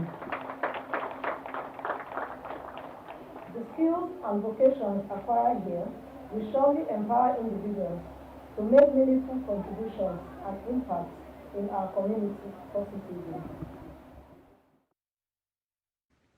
Away from that, residents of Edo State are commending Governor Monday Okpebholo for his style of leadership and commitment to the welfare of the people and development of the state. The commendation is coming as the governor embarked on an inspection tour of road projects in the state to carry out on-the-spot assessment. The governor, while inspecting the projects, including the recently flagged-off flyover project, assured the people that contractors working on various road projects have been ordered to speed up work before the rain sets in. He have expressed satisfaction with the preliminary construction ongoing in the various sites he visited. Work is ongoing. You know, this kind of job is not something that you just jump into it. They have to couple so many things, bring them here, and that's exactly what they are doing. You can see behind me the irons. In a few months, you see everything here is standing, and that's all. So what I've seen today, I'm satisfied that these people, they are capable. It never even reached how many days now. You don't begin to work out the whole state. The place went not there good. The man is working fine. Not to say you go there for office, you go there sweep big grammar. You know, person not go even know what they do. So person, governor when they work, when they supervise, now that one be governor. It cannot become a reality that the governor of Edo State, Monday Okpebholo, you can see his project seat. He has personally come to my street as well, HROH, Bako JP Street, to say that he wants to do it as well. I said, thank you, Mr. Governor. We're suffering. We're in torture. We're really suffering here. Most of us here could not even get to our houses. If it rains for just 15 minutes, we will not even be able to go to our pass with the kids. What's the story today? My brother, it's a different story. As a matter of fact, I'm telling the world, the whole world, to know that we are in Benin City. Before I thought we are in, I don't even know the village to even call it. My own local villages was better than this place. But to the glory of God now, our new governor has made us proud. That's it on TVC News at 4. We thank you for watching. Remember to get more updates on the stories we are monitoring here on our website, www.tvcnews.tv. Join our online community. Follow us on Facebook, Instagram, and X at TVC News NG. On YouTube, we are live at TVC News Nigeria. Remember also to subscribe and get updates on WhatsApp at TVC News Nigeria. Next is Sports Desk. Please stay with us.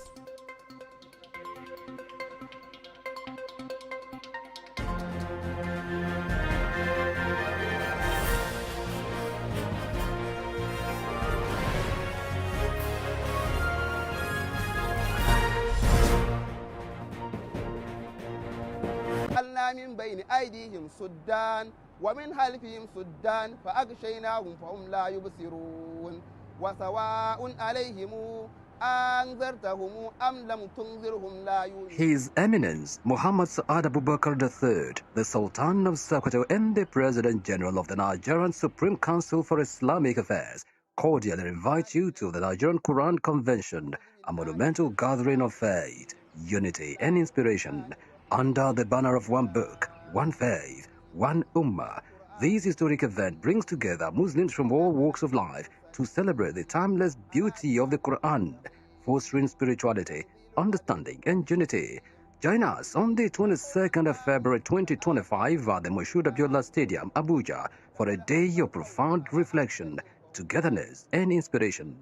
The Nigerian Quran Convention, one book, one faith, one ummah. You're welcome.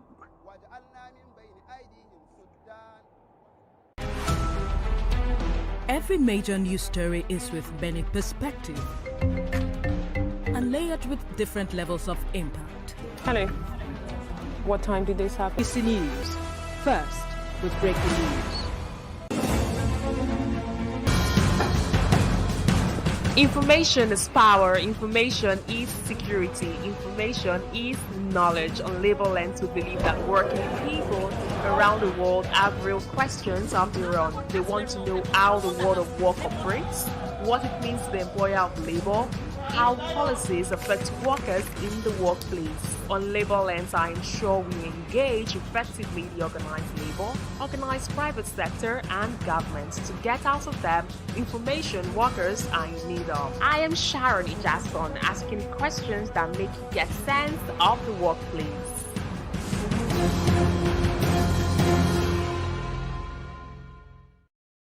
Good morning, Marina Station and all the passengers.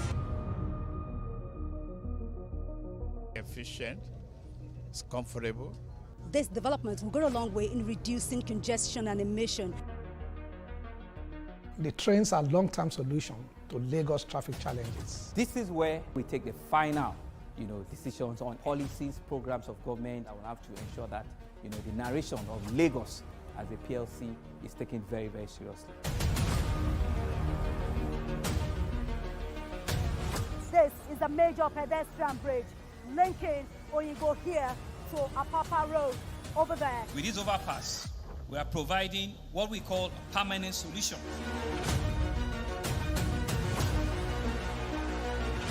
This place is one of the most dangerous areas at the biosecurity environment. This can go into the news and every crimes of your neighborhood. Our goal is to remain as Africa's model megacity, to move our GDP from the 5-6 position to the 3rd position, and we believe it's achievable with all the commitments we have.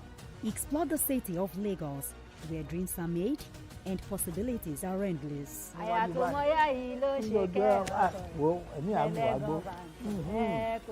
Amadedoja Salamadini.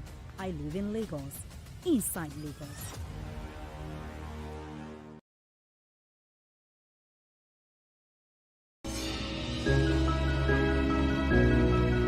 Sometimes it's the story that calls. At other times, the people just want to be heard. School, I need students, but I need teacher. Can't continue like this. Their voices re-echoing through time itself. We haven't done anything. If the tide is high, everybody run for safety. Their tears leave a sweet sour taste for all. Their demands, a familiar call beckoning for change. In our world, no one expects a disaster to happen.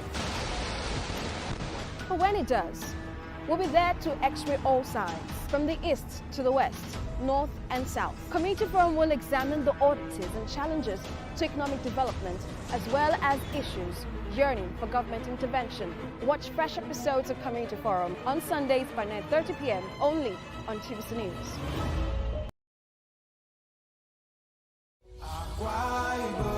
Is my fatherland. God bless Akwa. We will invite all Akwa Ibomites to arise to the faith of greatness with our Rise agenda. The sun is rising, the land is peaceful. It's so amazing that I can see. I want you to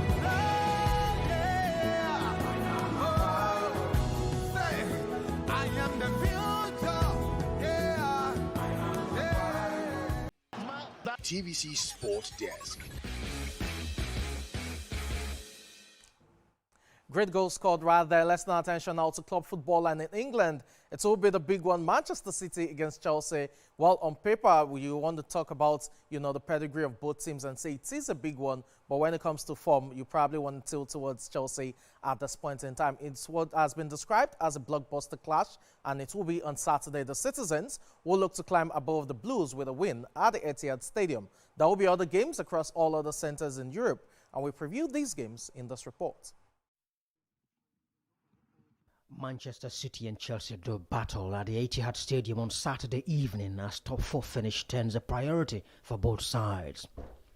The two teams lock horns for the first time since the opening day of the season in August, when Citizens secured a 2-0 win at Stamford Bridge.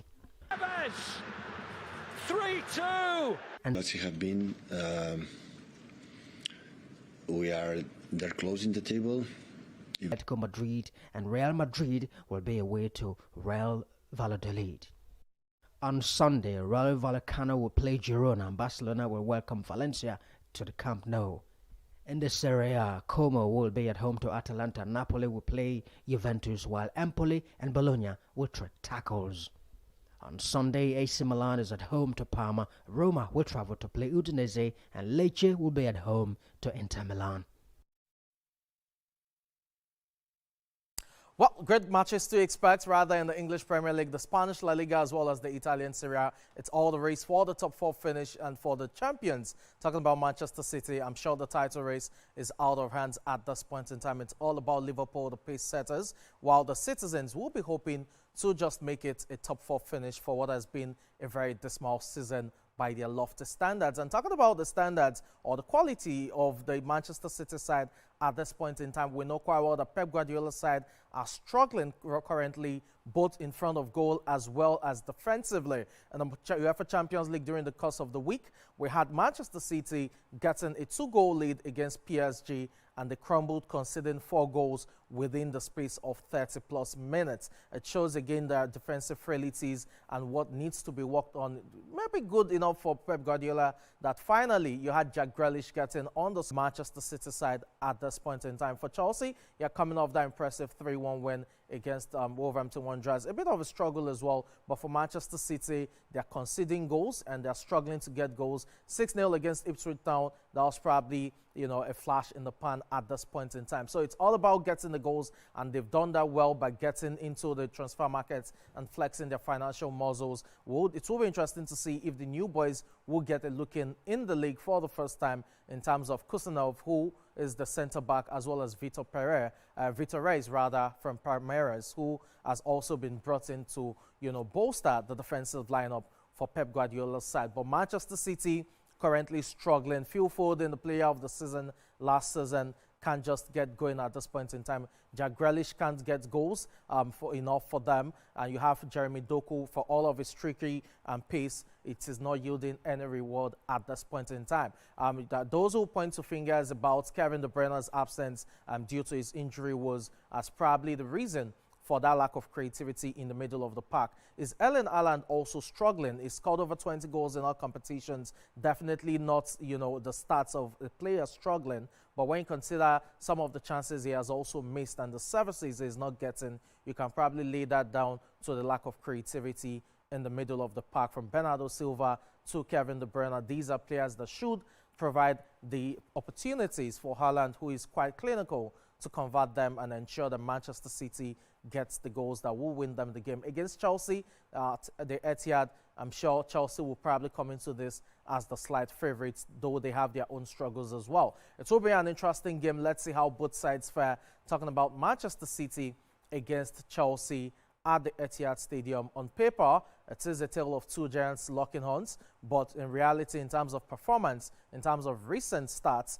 it is definitely a clash between two teams that are inconsistent, with Chelsea probably the better side at this point in time. For Chelsea, it's all about the rebuilding process, so a top 4 finish would be good enough. For Manchester City, the defending champions, it's looking like a top 4 finish would even be a miracle at this point in time. But the season still has a long way to go. We'll see how that pans out. Now, talking about Manchester City, they've boosted their firepower by announcing the £63 million signing of Frankfurt striker Omar Mamouche. Now, the Egyptian superstar has signed a 4.5-year deal until June 2029. The basic fee is £59 million, but there are potential bonuses worth another £4 million. Pep Guardiola wanted another striker through the door after Manchester City sold Julian Alvarez over the summer and didn't replace him. Mamouche, who has scored 20 goals in 26 games for Frankfurt this season, arrives with an exciting reputation, and this is definitely a good one for them, considering he's also very good at set pieces. To be representing, I'm really excited. I can't wait to get on the pitch, meet the teammates, and start my journey with the club. City is one of the biggest clubs in the world over the past 10 years. Of course, it's an honor that they showed the interest in me and that now I'm here. The last 2 years, my last 2 seasons were great, but it's just the beginning for me. It's a pleasure. Meanwhile, still talking about the transfers, especially from a Manchester City angle, Captain Kyle Walker has sealed a loan switch to AC Milan until the end of the season. The 34-year-old decided to seek a new challenge last month after a difficult campaign with the Premier League champions. Manchester City manager Pep Guardiola says Walker was keen for a fresh start elsewhere, and AC Milan will be paying all of Walker's wages throughout the duration of the loan move. You talk about the defender with experience, definitely a good one for AC Milan at this point in time. Still on transfer scene, Juventus are set to sign Chelsea defender Renato Vega on loan until Adams. Still telling you about football now, let's turn our attention to national team football, Belgium precisely, and let you know that Frenchman Rudy Garcia has been appointed as the head coach of Belgium.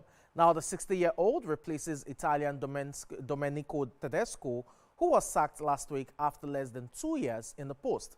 Garcia's last job was at Italian Serie A side Napoli, but he was dismissed after just 16 games in charge in 2023.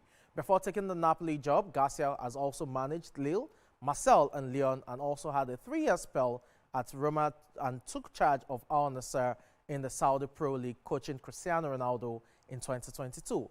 He left the club by mutual agreement after 10 months in charge, and Belgium are currently ranked 8th in the FIFA World Rankings and will face Ukraine in the UEFA Nations League playoffs in March. Now let's bring it back home and talk about the very best of Nigerian football. It is the Nigerian Premier Football League. Kano Pillars defeated Enyimba 2-0 in their rescheduled Nigerian Premier Football League Match Day 14 game at the Sunny Abacha Stadium on Thursday. You had striker Abba Adams scoring both goals for the Kano-based club. Now, the first was in the 26th minute after a long period of dominance, and the second goal was scored 18 minutes from regulation time. Enyimba have now failed to score in the last 5 visits to Kano. The win moves Kano Pillars to 7th position on the standings, while for Enyimba Football Club, they've dropped to 8th as a result of the defeat.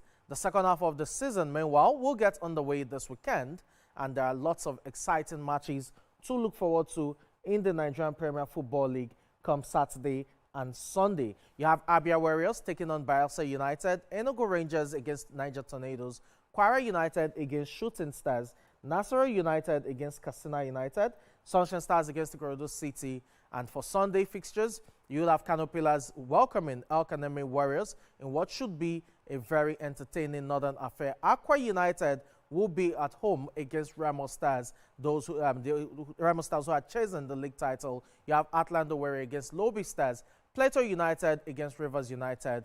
These are the games to expect when it comes to the very best of Nigerian football, talking about the Nigerian Premier Football League. Now, joining us to discuss the Nigerian Premier Football League on the show is David Amayi, former Enyimba defender, and we'll also have Ari Uwala, the media and communications personnel for the Nigerian Premier Football League.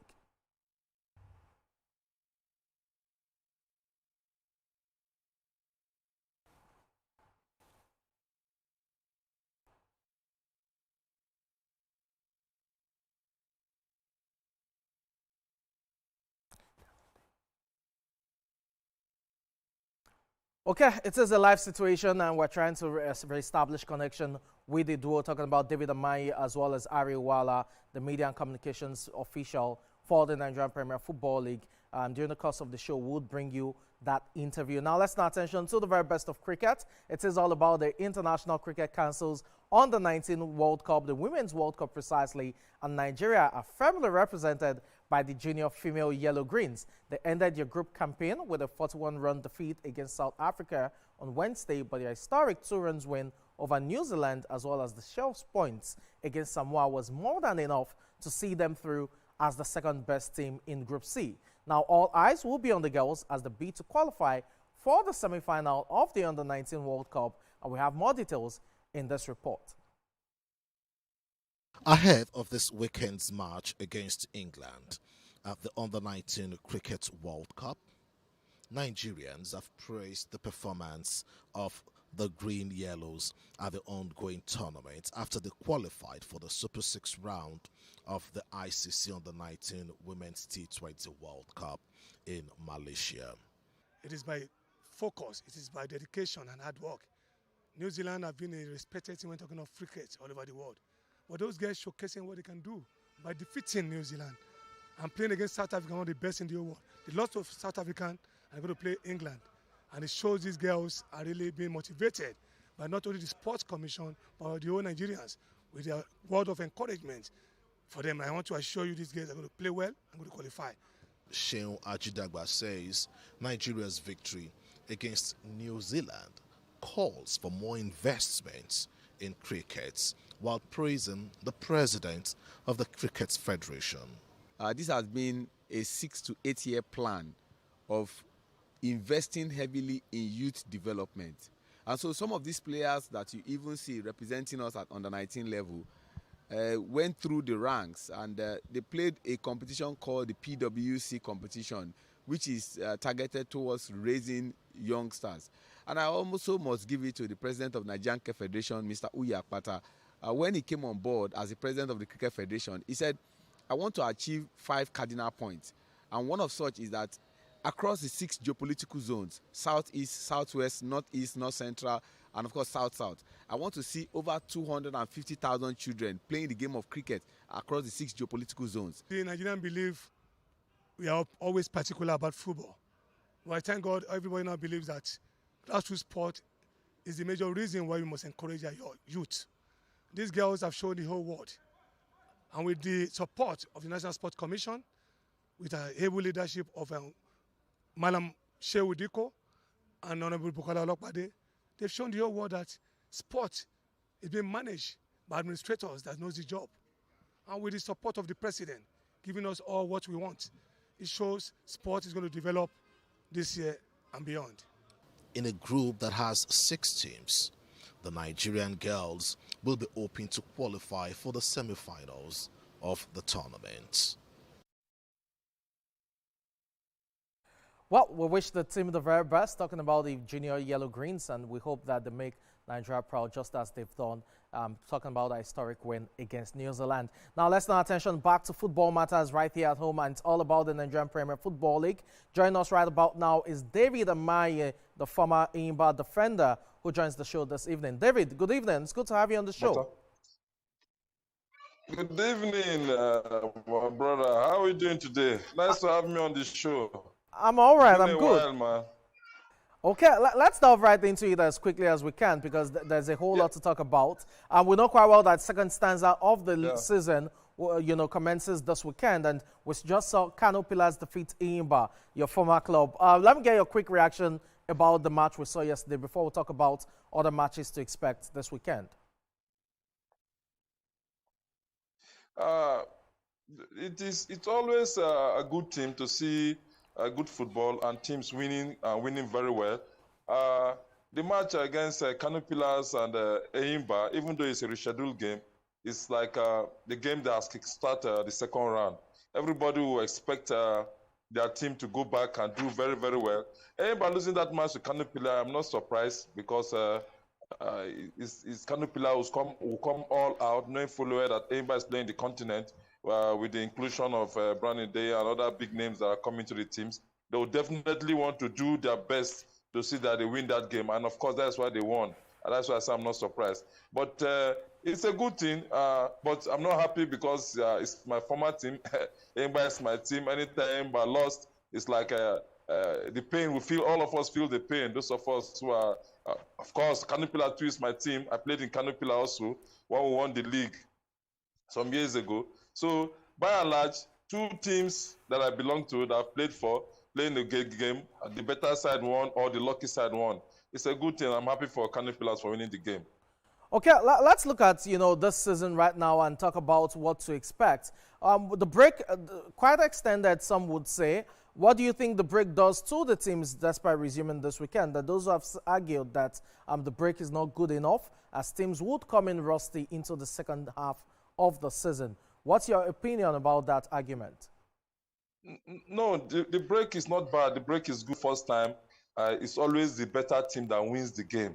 Unlike those days where everything win at home at all costs. If they are good or not, as long as they know how to run around, play the politics, they'll win the game. The NPFL this season, right from the previous season, they've done a lot. From the first standard to the second standard, they've done a lot in terms of referee. The officiating has been very wonderful. In terms of disciplinary actions on teams who have been misbehaving, it has been very commendable. And now unveiling this ball and giving them match balls too, it's adding value to the game. And some of those teams don't have the courage to buy quality balls to play matches with. And now we'll see good football with good pitches, good football, good players. Of course, you expect the best with good officiating. So the NFL have done a very good job this season, and they're still doing well. More kudos to them. Okay. They've done well, and we appreciate them. Okay, so let me put you, on the spot just as we wrap up. We know quite well that the first half of the season saw Rivers United begin the campaign with, that 8-match unbeaten run. Before that fizzled out a bit and Remo Stars took charge at some point. The second half of the season promises to be more thrilling with the drama and the intrigues. Who do you think gets it at the end of the day? Wow. Eimba, Remo, Rangers. These three teams are a team to beat any day, any time. And of course, they have the kind of management that have eyes for the trophies and for winning the league. Some teams just participate in the league, and some teams just want to be in the league. They just want to be in the system that we are playing the Premier League. But some teams are there to win the Premier League. And of course, teams like River United, they want to win the league. Remo Stars want to win the league. His memory in a big way with a legacy that he created. Africa's longest running table tennis championship. The 56th edition of the Molade Okoya Thomas Table Tennis Championship, otherwise known as the Ashuju Oba Cup, is scheduled to hold on the 10th anniversary of his death.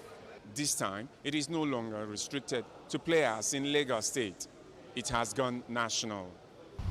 We believe that elevating the championship to a national level will assist the Nigeria Table Tennis Federation in selecting the best players to represent the country in major tournaments. In the work we've done in the grassroots over the years, this is also another opportunity for us to be able to do more. Gives the players a chance also to do better.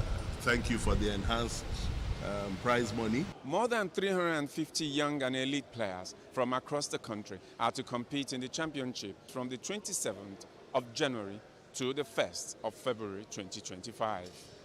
We have 355 players.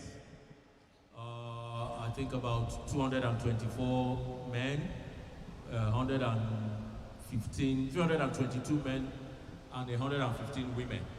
The main objective is to see not just about winning, how many talents we can identify. After winning a record 9 successive titles, Bose Odunsanya returns to stake her title, while back-to-back men's champion Moise Adegoke seeks a 3rd consecutive title. I have confidence because this is not my first national competition. I've been playing national competition, then I've been winning. I'll be in final sometimes, then I'll win sometimes, then semi-final sometimes. So I'm not afraid. As they start the tournament in the national stage, it's very interesting for me. So the tournament will be competitive for me. So I'll be playing the final stage or semi-final. So I've been winning it rightly from junior level. Now I'm playing the senior, and I've also won it several times in the senior category as well. So now at least I'm well prepared for it. Like now I'm practicing. As Nigeria's #1 talent mill for table tennis goes national, there will be a greater expectation of its impact on a larger national scale. Solomon Ajiziogu, TVC News, Lagos. As we hit home stretch on the show, now let's turn our attention to combat sports, boxing precisely. Japanese world champion Naoya Inoue defended his undisputed super bantamweight crown on Friday with a destructive 4th-round stoppage win against the overmatched Yin Chung-kun. The 31-year-old controlled the opening rounds before increasing the intensity and dropping Kum with a flush right hand at Tokyo's Ariake Arena. The Korean challenger, who took the fight at just 11 days' notice, valiantly attempted to get up on the count of 10, but the 32-year-old was saved from further damage by the referee as he altered the contest. That's what you got to do. Oh my God. Left, but I like that too.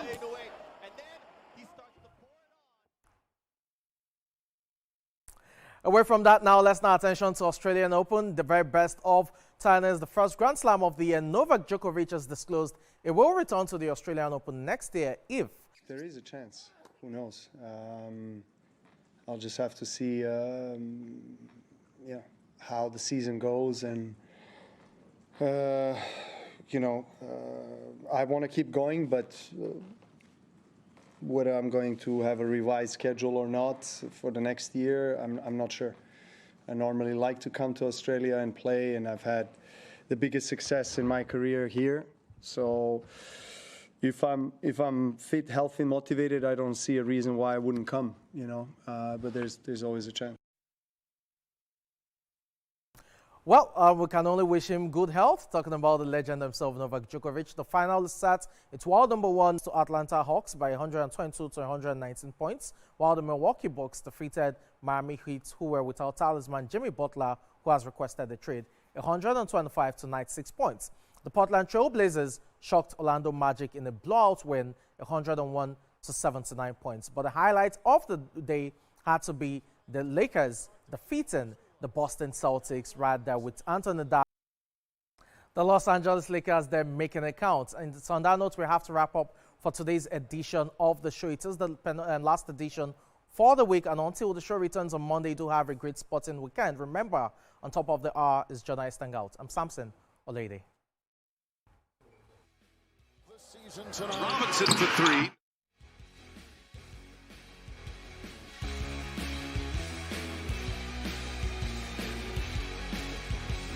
TVC Sport Desk.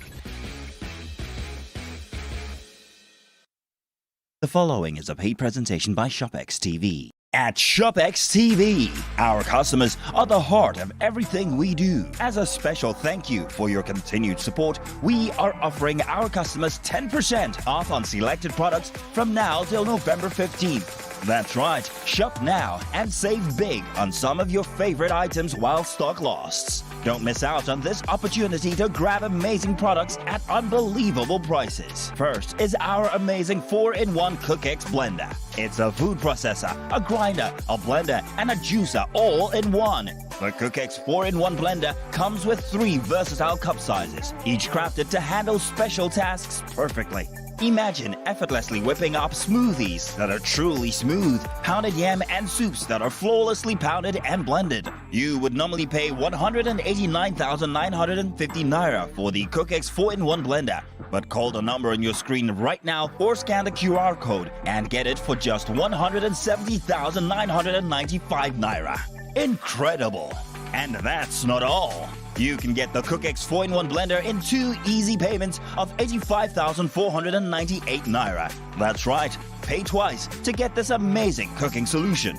And we are not done yet. ShopX TV is proud to introduce the ShopX Ultimate Crunch Exercise Machine. The 6-in-1 machine is designed to take your fitness to the next level. No need to worry about expensive gym fees. You can now work out from the comfort of your home and achieve results. With Ultimate Crunch cutting-edge technology, you can transform your body. Its enhanced features deliver a full body workout that's efficient, effective, and enjoyable. The secret is its advanced design that combines multiple exercise models into one unit. The versatile machine features adjustable resistance levels, an ergonomic design, and a built-in digital tracking system that displays speed, time, distance, and calories burned. From sculpting your abs to toning your legs, upper body, and strengthening your core, you would normally pay up to 449,950 Naira for the ShopX Ultimate Crunch. But for a limited time only, call the number on your screen now or scan the QR code and get the ShopX Ultimate Crunch at 404,955 Naira. Incredible! And that's not all. You can get the ShopX Ultimate Total Crunch in 2 easy payments of 202,478 Naira. That's right, pay twice to get this amazing fitness solution. But hurry, limited stocks available. So call the number on your screen now or scan the QR code or visit our website to place your order while stock lasts. The proceeding was a paid presentation brought to you by ShopX TV. Hello, TVC Communications. How can I help? What makes TVC the right choice for my business? Excellent question, sir. Let me share some exciting facts with you. Start your day on TVC Entertainment with Wake Up Nigeria, a family and lifestyle show. Your view empowers women globally. It's your view, let it count. Entertainment Splash delivers the hottest celebrity trends. On TVC News, we keep you informed with breaking news and in-depth analysis of events shaping the world. I will continue to speak the truth. TVC News at 7 and TVC News at 10 p.m. delivers the most important stories of the day. Max FM, your hit music radio station, captivates listeners daily across Lagos and Abuja, making every commute more enjoyable. Adaba 88.9 FM is not left out, as it is the voice of Southwest, And on TVC Digital, we reach to million viewers daily. All together, pulls in over 17 million viewers daily. Contact us on 0707 272 8338 or marketing at tvccommunications.tv. Partner with TVC Communications today. Let's grow together.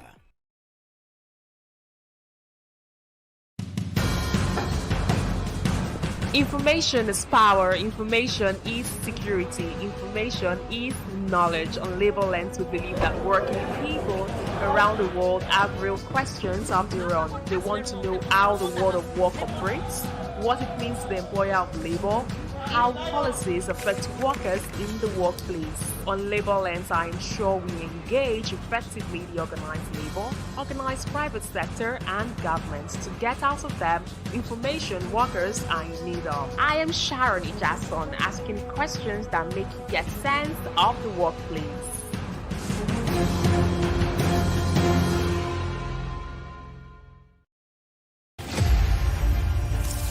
Akiwande Oluwole Soyinka was born on 13th July 1934 in Abeokuta, Nigeria, to parents Samuel and Grace Soyinka. His education began with the Christian lessons of his parents as well as the more traditional Yoruba spiritual customs taught to him by his grandfather. He had his preparatory university studies at Government College Ibadan in 1954, subsequently University College Ibadan, and he continued at the University of Leeds, earned a bachelor's degree in English literature. Soyinka's master's degree focused on projects combining his Yoruba culture with traditional British theatre traditions. He later returned to school in Nigeria to study African theatre, during which time he continued to produce poems and plays, one of which appeared on Nigerian television. Shortly after, he became the chief of the Cathedral of Drama at the University of Ibadan. Nigeria had only recently gained independence from Britain and political corruption was at a high. Soyinka's plays and poems became increasingly political and he began giving speeches protesting government corruption. He was accused of conspiring with the Biafra rebels. He was therefore arrested and imprisoned in 1967 for almost 2 years during the Civil War, but managed during his time to write numerous poems. He was finally released in 1969 after a brief period in France. He returned to his position at the university where he founded the magazine Black Orpheus. He left his position and Nigeria in 1971, wary of the political climate of the country.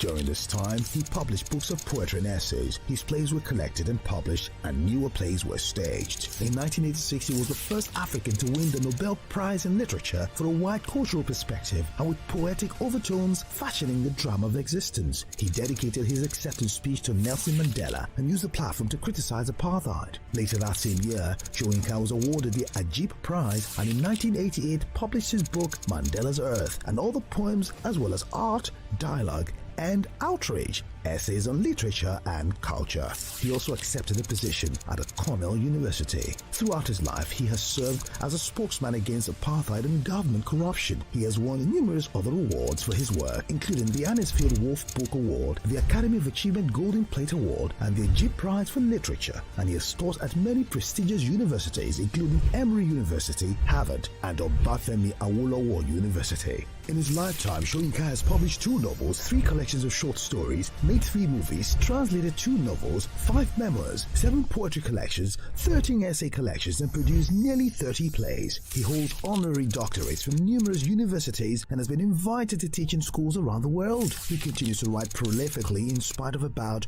with prostate cancer in 2014. Wole Soyinka, the Nigerian playwright and political activist, has positioned himself as a voice of the voiceless through his piece of art. He has distinguished himself as the African icon that continuously makes a mark in African literature and the world at large.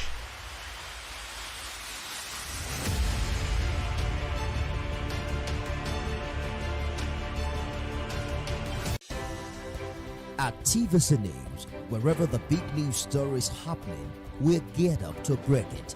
TVC News, first with breaking news.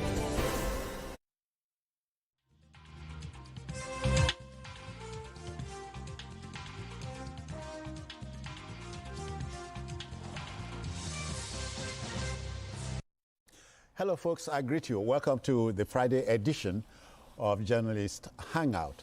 I am Citizen Jones Hussein. Now today on the program, former FCT Minister Jeremiah Husseini dies at 82. Labour threatens shutdown over telecom's tariff hike, and court prescribes Lakurawa declares group a terrorist organization. And later on in the show, we'll share this with you. Police post 10,000 constables, plan 30,000 annual recruitment. We're getting somewhere.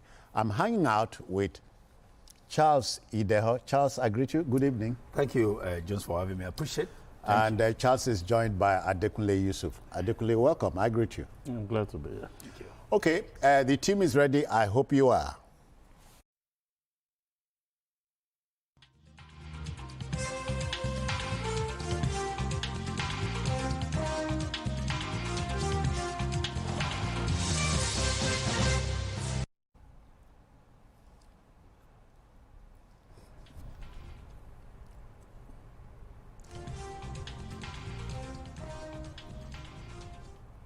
All right, folks, let's go. Our first story is this one. You know, according to the Japanese writer Haruki Murakami, death is not the opposite of life. It is an innate part of life. The news of the passage of the retired Lieutenant General Jeremiah Timbut Husseini, an officer and gentleman, and a senator of the Federal Republic, breaks us.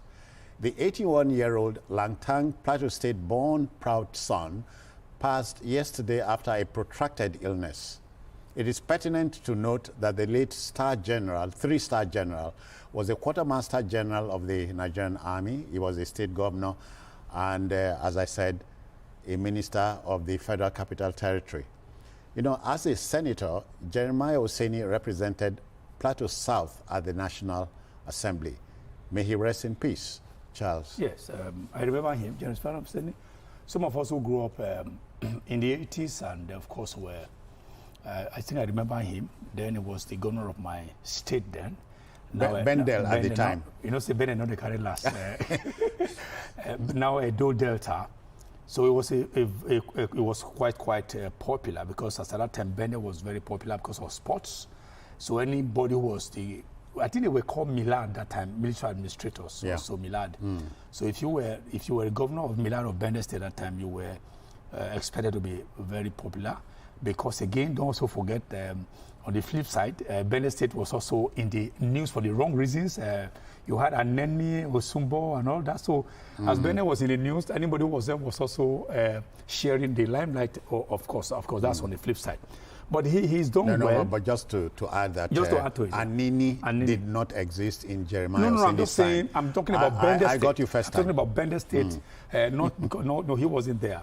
So having said that, but again, I think after that political dispute following, I think he wanted to be governor of Plateau State. Remember that after he contested. So for me, he just fizzled out of national limelight.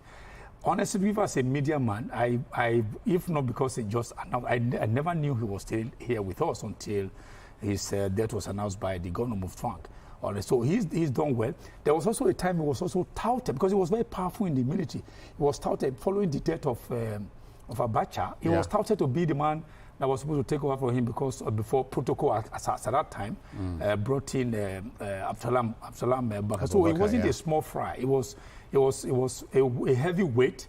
It was also, again, remember the Langtang mafia. So he also reminds was you very rather prominent. Of the much touted Kaduna Mafia. Yeah, Kaduna Mafia. You know, after Kaduna, you have now had the Langtang Mafia. Yeah. He actually played prominent role in the Nigerian military before when he now transitioned to civil rule, and then he became senator, I think 2015, if I'm not mistaken, on the platform of PDP. So then he later was to become the national vice chairman of PDP, if I'm not mistaken.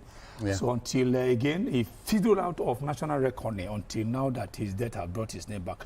So as you said, may he so find peace at the in the bosom of the Lord. Yes, exactly. Yusuf, you know, I think it was Lord Alfred Tennyson, am I right, who said, lives of great men remind us that we can make our lives sublime and on departing leave footprints on the sands of time. He was a great officer, a great Nigerian. And gentleman. Yes, he loomed so large during the administration of Abacha. You know his name, Jerry Boy. Jerry Boy, yes. You know, during that military era, Abacha military era, Jeremiah Oseni was was a very powerful military officer. Jerry Timbuktu Oseni. So much that even when Abacha was rumored to have died, some people thought he would assume, that seat of Edo State and all of that. The rumor was the late Oseni was touted to have been the last fellow late Abacha saw. You are right. And at the end of the day, when General Abubakar Absalami emerged, they just gave us the story then that out of protocol, Abubakar had to emerge. You remember Abacha, created a lot of bad histories at that time for not having a deputy. His deputy then, the late General Oladipo Dia, was in prison over the phantom, coup at the time. So when the number one man died, so there was a vacuum. There was a new number two, and that created a lot of, But at the end of the day, it was, well managed. And one of those that were touted to probably step into Abacha's big shoes, was Jerry Oseni, because Jerry Oseni was like everything to Abacha at the time, and nobody dared cross, Jeremiah Oseni's. So when you look at his life, even when he came into politics, he was in ANPP at the time. I think he had a running battle, and he left. And when he left, he joined one party. I can't remember, one unknown party. He contested. He wanted to be senator. He lost. That was 2011. So he lost. The senatorial bid at that time. He came back and joined the PDP and contested again and won. And after that, he thought he could be governor. Having been governor of the whole Bender State, he thought he could be governor. And in 2015, he contested, and he lost, I think, by about 40,000 votes. And with all the litigations, and at that time, he still lost. He didn't win, and APC candidates, won. So when you look at his life, look at everything, he did his best, and we can only wish him, It's right to say at this point, he came, he saw. And he conquered. And he conquered also. One thing you can't take, I personally can't take away from him, was he was fiercely loyal to the military. Fiercely loyal to the military, fiercely loyal to his superiors. Because the way they protected Abacha, even against all odds, Abacha became very unpopular, both internally and internationally. We were also told that Abacha was holed up in that Aso Rock. But Jerry Boy were the people who were seeing, and they actually were. So he was fiercely loyal. And that's one military officer you can't take anything away from when it has to do with loyalty to nation, to loyalty he was an officer and a gentleman. A gentleman, exactly. So we cannot but say, retired General Jeremiah Timbuktu Oseni, good night. Thank you. All right, then, let's go to our next story. The war of nerves between telcos and subscribers in our country was sure going to raise hairs, given the economic downturn. And so the National Association of Telecommunications Subscribers met with the Nigerian Communications Commission, NCC, seeking a reversal of the 50% telecom tariff hike to, say, 100%. Meanwhile, the Nigeria Labour Congress, NLC, is mobilizing for a showdown, recall that operators initially requested for 100% tariff jack-up, but the government approved 50. The hot debate continues, Adekunle. The telecom industry is a massive, big industry. Yeah, and you can say that again. Yep, and when you look at this increase, 50%, at a time the economy is still struggling. Nobody will want it. And that's why you see all manner of groups, Nigerian Association of Nigerian Students, NANS, you see Labour, see all of them, The truth is, the voice called from 12 naira to 18 naira. Nigerians are used to data now, using their phones, enjoying it will impact, their budgets, also budgets, text messages, data, voice calls at this time. But when you look at the complaints of the telco, they say they are growing under very, very harsh operating they are environment. yoking, like Nigerians are yoking God too. Bless you. That energy cost is almost, killing that industry. And that is probably the only privatization we have been able to get right in Nigeria. When we try to liberalize some of the sectors, this one is a success story. It's a success story. And how do we go about it?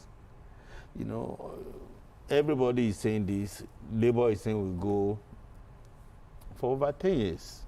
There has not been any increment, maybe in services, ranging from voice call that they've done, I think, a bit about data at some point.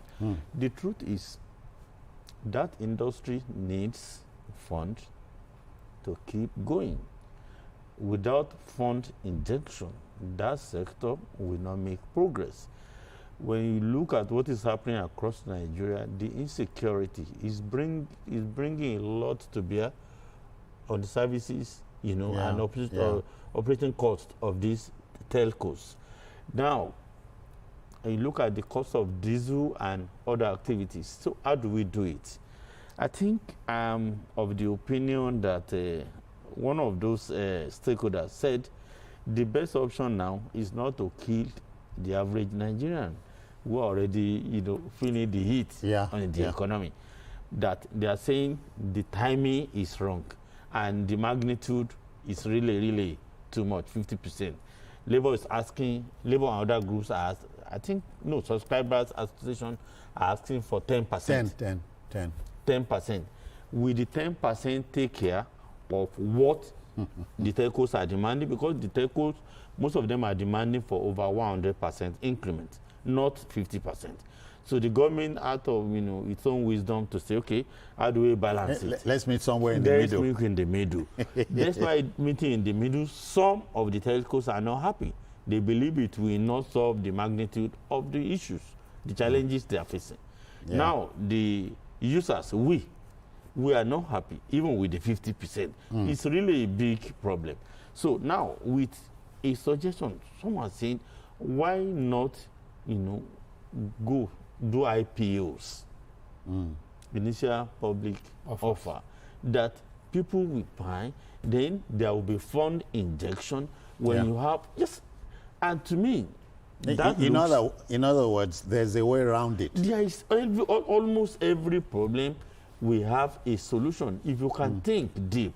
Now, when I saw it, I thought, this is good. If the banks are doing it, why don't you go to the stock exchange? You don't have to self-fund all your, projects. And you make money, and you'll be able to render more services, seamlessly, because we have not really made enough progress we are supposed to have made in that sector.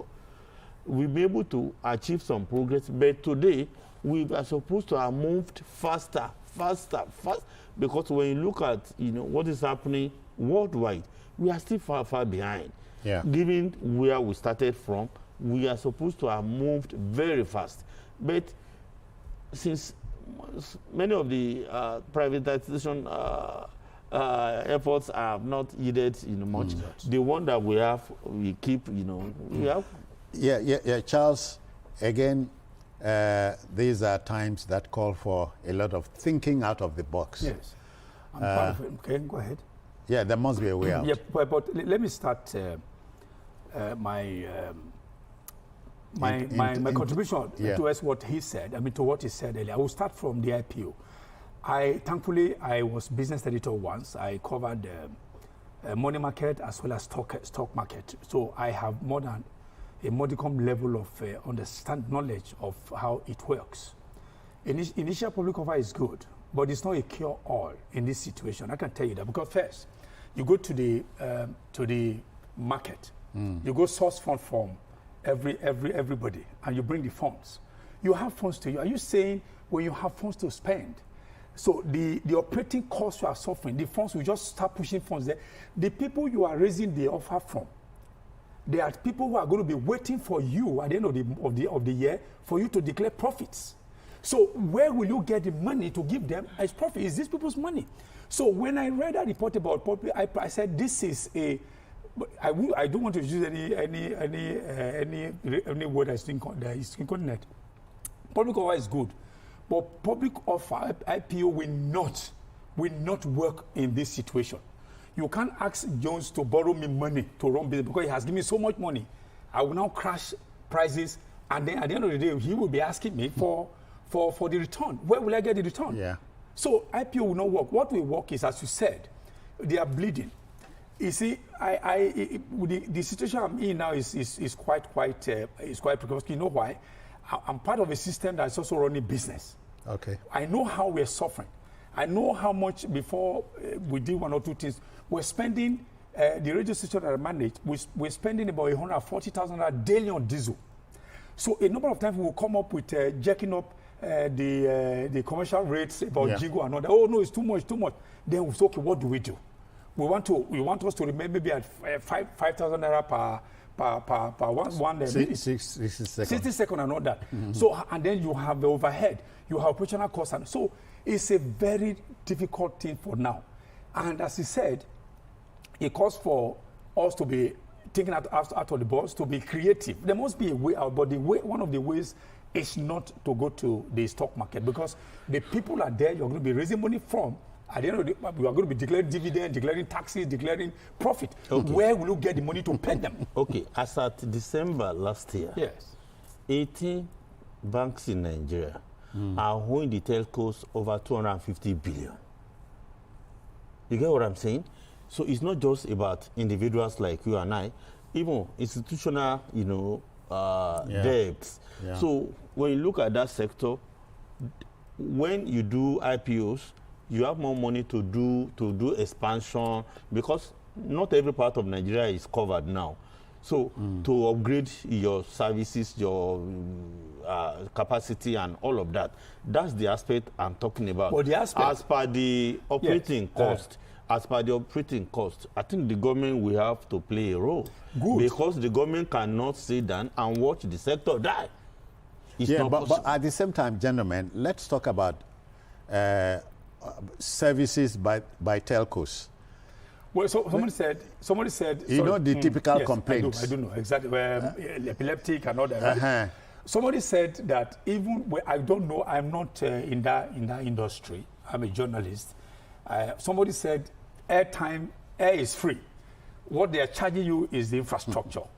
They are not charging you for the air because air is free. But the infrastructure, no. Now, Adegule was talking about upgrading all these things. Airtime is another name for call time. Call time, but again, that's what I'm saying, is the infrastructure you're paying for. So, but the air itself is free, given by God. But the infrastructure to tap the air for me to be able to reach you is what we are paying for, which of course is very expensive. Now, if you say they have to get this money to go to do expansion, you said this telephony has not even covered everywhere. Now you go to up north, far up, maybe places as far flung as maybe Madugri or the Chad Basin. You get in there, no light. You have to put maybe generator down. You have to buy diesel. And from the IPO you raised, you are going to be using it to now going over there to operate. So how do you make profit to pay back to the people that gave you money? That's where my concern is, Adekunle. So where it will now go back to government. Government do in all over the world. There are some government will come to now come in as a leveler in the sense that you can all these things you're talking about conditional cash transfer. We heard that government is going to be getting about 75 million or about 75 million Nigeria, 70,000 naira a month or so. Yeah. We can deploy such thing to issues like this. Instead of giving money to people, why don't you put it to, okay, can we use to help so Nigerians can go to? So government cannot, this is exactly where governments can come in as a way of subsidy. You can subsidize it, and actually it's Nigerians. When Nigerians are making costs, the telcos are making money, then telcos are paying tax to the government. Yeah. So it's a win-win for everybody. So I think government cannot just answer, as you said. There's a way the government can come in, as a leveler to say, okay, let's take some of this burden off the citizenry, and then by way of all this dashing money, all this, they can use it to succor us. So that's my contribution to it in this. Okay. Because at the end of the day, that sector must never be allowed to crumble. Yeah, that's right. A lot of other sectors depend on that sector. I agree. Look at we've also here now. We're also there. Look at the way we use our phones today. The connectivity, the internet access, everything.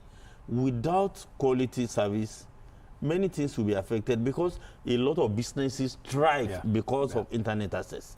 So remember the days of when we will have to go and queue, take tally number in cyber cafes, and you remember? Yes, of course. We must not go back to that. I have an auntie that went to you remember? 4 p.m. So we must never. So the government, because part of the problem they are facing, increased security is also a problem. Also which is part of the operating cost. When they put all their base stations, you have to employ guard. You have to because when you compare the cost of using MTN or Glo or any of these services in Nigeria, and you move to just poorer neighboring countries, you'll be shocked that we are overbuilt. But when you ask questions and you look deeper, you realize that most of the problems we battle with here, they don't have it over there. So when there is no security, when energy cost is very high, what do? We need to do something, and the government is there to address all of this. The government will need to look into that.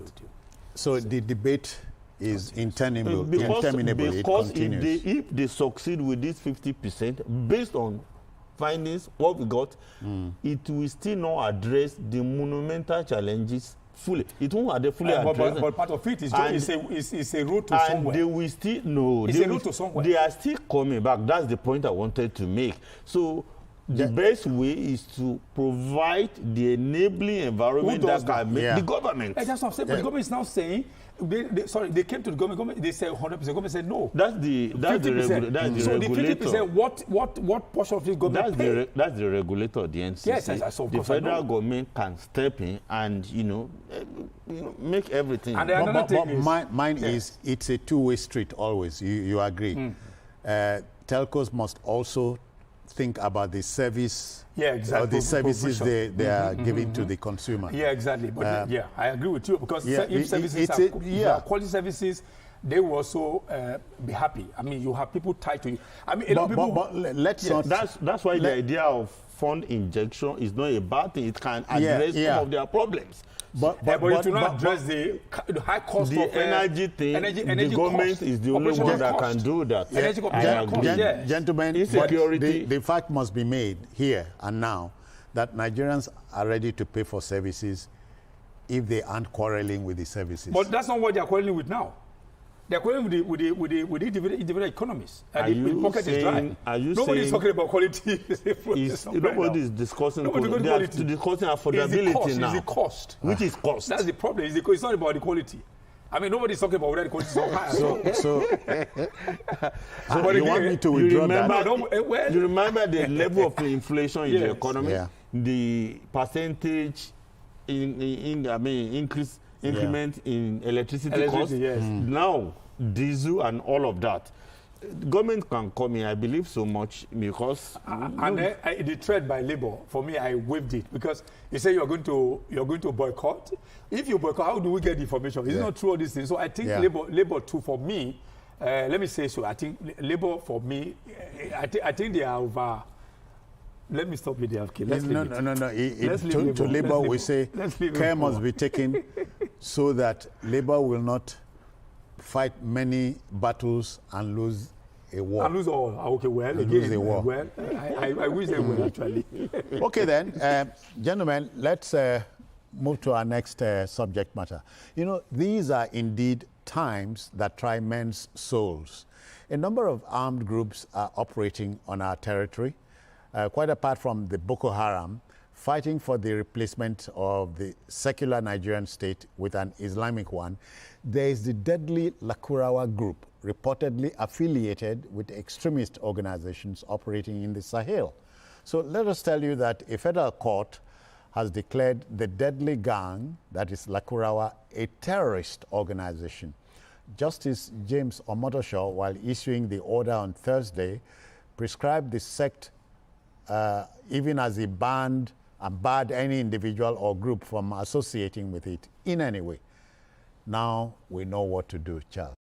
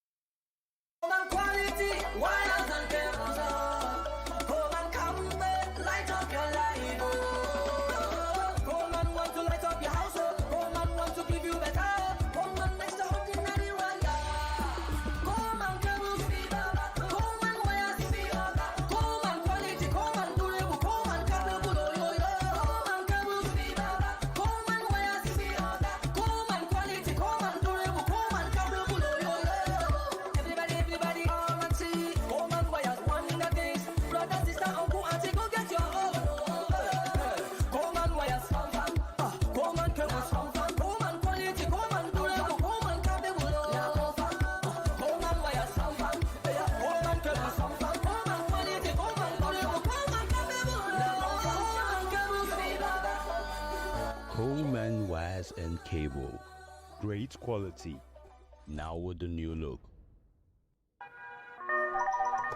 Hello.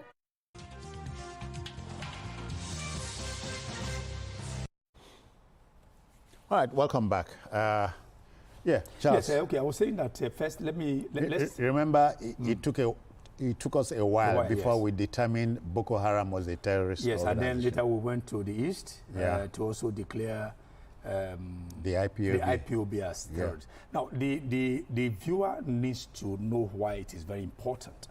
It's very important because before now, the military couldn't use their might or the military force to actually take the war to them.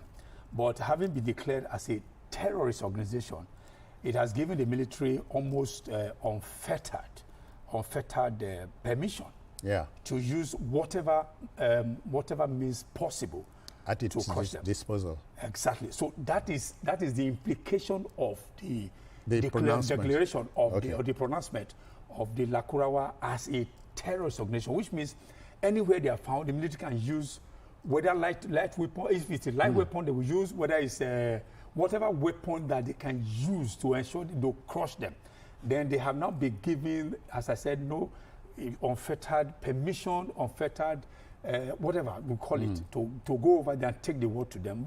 Unlike before, now the other day we say, oh, maybe Air Force bomb an area in Aero and all that. Yeah. But for now, they go over there, wherever they are located. If there's intelligence report citing where they're located, intelligence report where they are operating, intelligence report where they are gathered, the military can now go there with whatever they can find at their disposal to take the war to them. So that's the implication of the declaration of this Lakurawa as a terrorism. Yusuf, now the Lakurawa is not a new group. It's been there. Information is that they are splinter groups from the Sahel. Don't you think we need that rapport with Niger Republic so as to keep them at bay? If you understand what I mean. I do. We do. Because from even the government, the military, itself, we are told that they were part of the issues that split up from, Mali and other places. Yeah. Remember, the military took over in those places, and why did you have the military there? They were fighting all these terrorism, related issues seriously, and so when the hit was much on them, they had to spill out. And when they came to Nigeria, they've been around for some time. Yeah. And the locals have been making noise about them before the authorities woke up. You get what I'm saying? So bad, but that's almost the same way we treated Boko Haram and all the other, militants with kid gloves until they snowballed into either challenges for us. So now, the best thing which I'm happy about is the government has been able to at least score a very good, clip their wings. Government has been able to score a very good, point.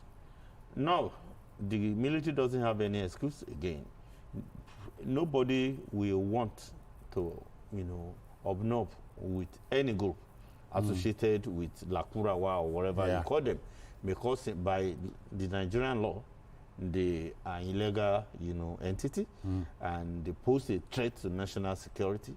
And anything that poses a threat to our national security is a common enemy. Is within the ambit of our security agencies to deal ruthlessly with, with them.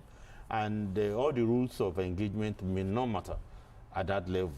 So there won't be questions of what do you call it? Human rights, human abuse. So the military has now been further, energized and encouraged to do its job. Go after them, pursue them to any level. Yeah, and that within a very short time, we should be able to, exterminate them. We should not allow them, to become what Boko Haram eventually became in our country. It's so sad that at some point when we thought we are almost there with the war of Boko Haram, I don't want to say another set of criminals, surfaced by the window and decided.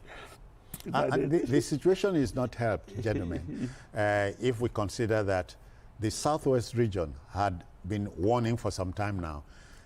There's an infiltration of the region by this the governor of Oyo State, Makinde, has been upbeat about that. He's been crying, in a manner of speaking, asking that things be done before they now grow taproot. Again, in a manner of speaking. But again, we must, because Oyo, when you look at the atlas map of Nigeria, you see how the movement from that northern region, how it can be done, and particularly through the Niger, get through I'm talking about the western fringes and then end up in Oyo. Oyo is a very large place and with forest resources. So, and that of course could be a heaven for most of these groups that can fester for a long time. The other day, I think about 2,000 members of Amotekun were deployed to comb the forest. Exactly. If you recall the days of Sunday Igboho, though short-lived a bit, it was because he felt the authorities were not doing anything that he decided to now started to do what he was doing again. But you know what the story that followed Sunday Igboho and all that. So I think for now, rather than allow them to have, maybe when they come into a place, don't even let them hibernate.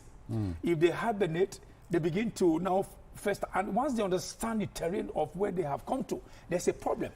They begin to mutate. They begin to mutate, and once they become mutating, and they come in colonies at the that's what I'm saying. Yes, once they mutate, you see them spreading.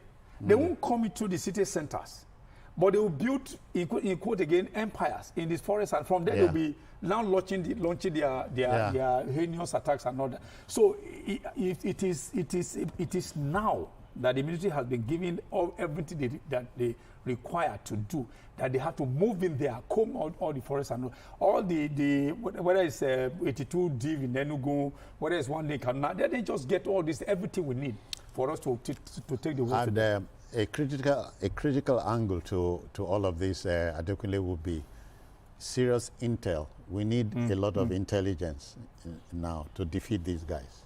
You're right, we do, but there's something that is lacking in our country, and it always, makes me feel bad. we need a national database, something that who is a Nigerian. We need to know. We don't know. Nobody should come from Niger or these places because we don't know. You get what I'm saying? Because you can speak outside does not make you a northerner. You get what I'm saying? And the other way around. We need to do something about that. There are too many non-Nigerians in Nigeria that even you and I cannot differentiate them from us. Yeah. Yeah. You get what I'm saying? They say national ID card. No, I said we need a national ID that is properly digitized, that anywhere you find yourself, because the Constitution provides that you can live anywhere in the country, regardless of where you come from, as long as you are in Nigeria. So this has made it impossible for any state government to say, I don't want to see so, I don't want to see.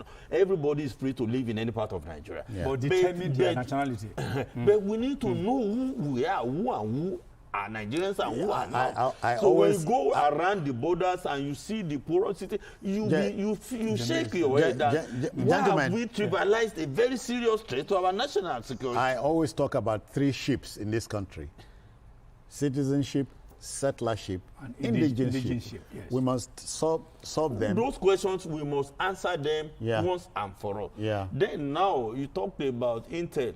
I believe the security agencies are trying their best, but there are a lot of things that will make them to achieve more. This is the era of, ICT. This is the era of technology. Okay. The Nigerian army, we can deploy gadgetry. Technology to monitor all. And I'm fully aware that at least this government is doing something around this, and within a couple of months, you see a lot that they will be launching. We need to police our borders. Enough of having criminals mingling or settling down in our midst and doing us, damage as if we are... If you permit this, what you're saying reminds me of the 47th president of the U.S. who has just been inaugurated. Is America for Americans. Yes. So American it should be so. Nigeria for Nigerians. Yes. First and foremost. Because most of the criminals in this terrorism team, most of them are not Nigerians. Yes. Okay. Yeah. But how do you determine? And the military have said this time and time again. Of course, you may have some Nigerians. We are not saying all Nigerians are saying. That's not the point. But if you are a Nigerian and you do this, we know how to handle you. But those that are not Nigerians, we should not allow I heard that even 1 or 2 of them were arrested. They couldn't even speak. They can adapt to any Nigerian language. Okay then, gentlemen, let's take on our last but not least story this evening. It bears repeating here that policing is a civil institution of a state that requires actors to maintain law and order and provide safety and security. And so the talk about Nigeria being under-policed has been on for a while now.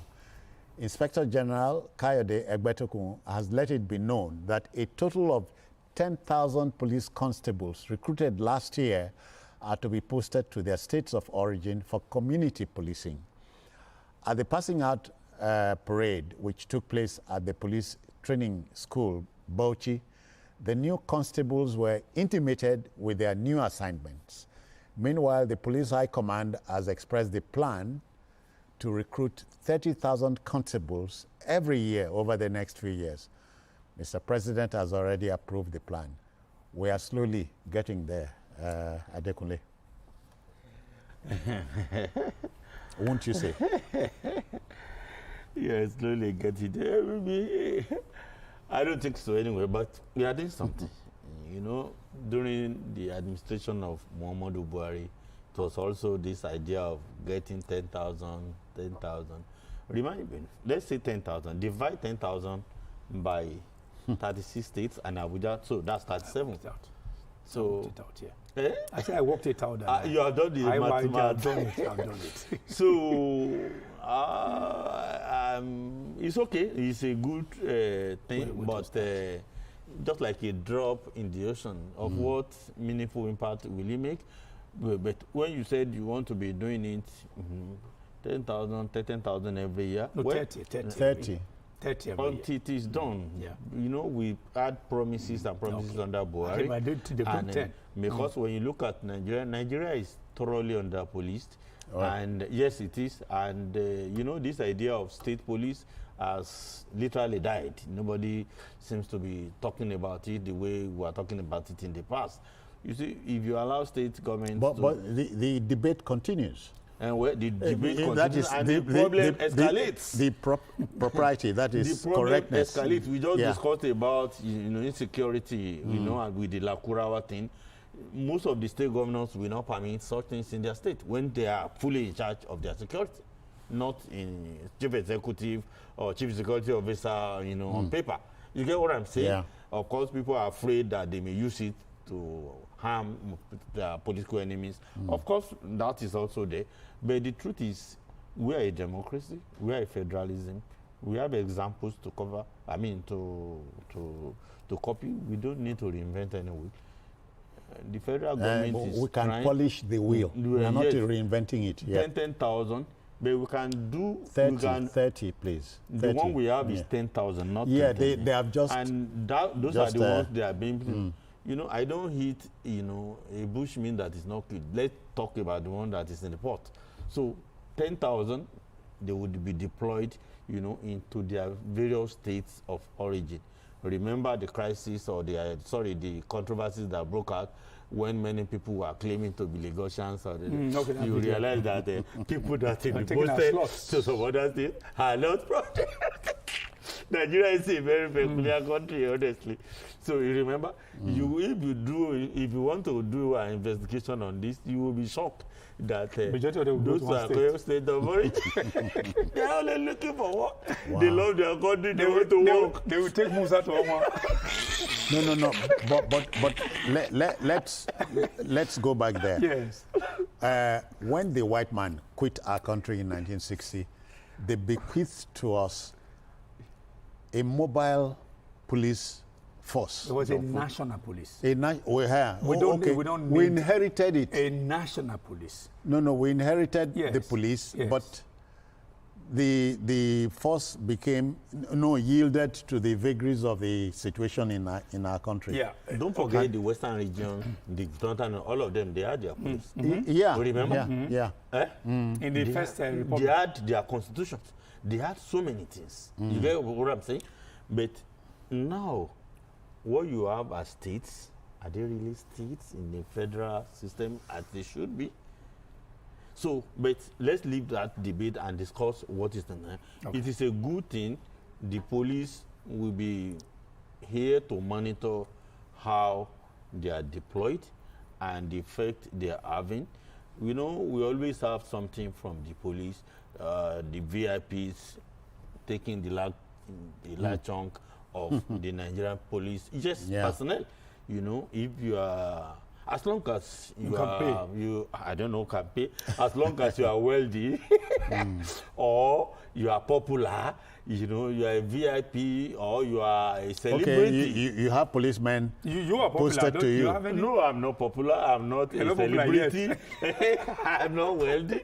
So you see, even young boys who have made it in music or and you see the number of police details that are escorting them permanently. So, said in their house, in their offices, in their everything. It's okay if that's the Nigeria of our dream or what we want our country to become. So at the end of the day, we need to really sit down. What would we want of our country? To me, we can restructure so many things without making noise about them. There is nothing stopping us from having devolution of power along the security sector of Nigeria. That can be done. The Inspector General of Police is doing his best, but it will be better when those efforts are being complemented by, I was going to quickly say, when the last president, Muhammadu Buhari, removed electricity generation, distribution, and transmission from the exclusive to the concurrent list, I expected states and geographical zones to take advantage. What? They are taking advantage. Oh, okay. Lagos just signed its own electricity. So what makes you think we cannot take advantage of this one? The policing thing. It has not happened yet. It's in the pipeline. No, police is not part of it. Police is still in the exclusive. Okay, we're saying the one that have been seeded. The one that have been seeded. But I'm saying the IGP has the plan because Mr. President has signed that from now on, 30,000 intakes every year for the next few years is the way to go. Well, is it the way to go? Okay, adequately sorry. For me, I think you didn't get the message you were trying to pass. The Nigerian police force needs more personnel. We are so happy this government is making that to happen. Yeah, even if you are taking 50,000, that's what I meant by we are getting somewhere. But again, it will bring about the desired, impact. Or we should be on the road to destination. When we open up that sector, let me tell you, the argument about state police is not just for politics. No, state police, one angle, community policing on the other. No, they are related because first. Now we are looking at it's a national. I think what the government is trying to be clever by half. People have been clamoring for state police. Yeah. Okay, you don't want state police, but you have trained 10,000 and said they should serve in their state of origin. You have state police, but state be controlled from the center. That's what it means for me. What we have now is an amalgam of state and federal. Federal police serving in states. That's exactly what's happening now. But again, coming to the number, I told you I worked it out. The 10,000 that has just been released, posted to their state of origin, I looked at the number. It means that approximately, if you are going to share them equally amongst the 774 local government, each local government will receive just 12 policemen, I mean. And meanwhile, it's 12 policemen. Even in your Akwa Ibom state, your local government is only 12 policemen will be posted there. Now, meanwhile, the UN standard is 1 to 450 ratio. 1 policeman to 450 persons within a community. Now, if a state like Lagos State is receiving 12 policemen from this one, okay, now even so, okay, let's bring the whole 10,000 to Lagos. You now share them again. The whole 10,000 now, what you're going, if you work without a ratio, you're going to be getting 3,000. Just put 20 million one policeman to 3,000 persons. That's even if you're saying you are giving that. That's what it means. So if you say, okay, the 30,000 policemen, if we graduate to 30,000 policemen, at the end of the day, when you post them, you're going to be sending 810 policemen per state, and then maybe about local government will have about 38. What of use would that be? When the United Nations said 1 policeman to 450. And that's the idea. But you're now having 12 for a whole local government. That's what it means in this 10,000. So I think, as you said, we have started a journey. I like what he said earlier. We are making haste slowly. But at least we are getting somewhere. We are not somewhere. So we are getting someplace. Another thing I also want to know, leave all those areas. I want to know what courses are taught in this police colleges. Number one, apart from intelligence courses, what about the public? How they are supposed to behave with the public relations, public interaction? Is that one there? I think they are there. If it is there, how come it's not reflecting in the way policeman? The first PRO. If you I'm not. See, you have 2 categories of policemen. I'm coming. No, let me first. Sorry, can be able to. The training they gave to them. This current one is that it reflects the gentlemen. We begin to look at them that based on the current challenges, contemporary challenges Nigeria is facing. Time is tight. It's of the elite corps. I'm talking about the rank and file. It speaks for the Nigerian police on behalf of the IGP and what they have done for these people. For this current one. Yes. Well, I want to meet one or two of them and see exactly how they are. At least we are too few. do that, gentlemen, hold on. We are all in agreement. All of us here are in agreement that Nigeria is under police. Yeah, we are. And government knows this. And the sooner it does something about it, the better. Yeah. So let's leave it there. Okay. Let the debate continue wherever you might be. Our job is done, gentlemen. We must go, but not before thanking Charles Ideho for your time. Appreciate it. Thank you. Adekunle Yusuf. Thank you. I'm very, very happy to be in this wonderful facility. It's a totally different feeling. Okay. I feel totally different. All right, all right. Massive. Tell your children at home. I will do that. Okay. They are watching. All right, that's it on Journalist Hangout for today. You may watch a repeat broadcast of this episode later tonight at 11. Join us for the longer version on Sunday from between 1:30 and 3:30 p.m. We are also on YouTube at youtube.com/TVC News Nigeria.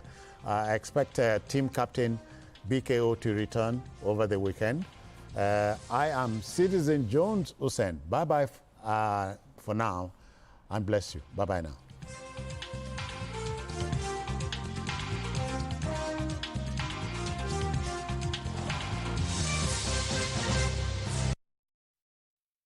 It's a paid presentation by ShopX TV.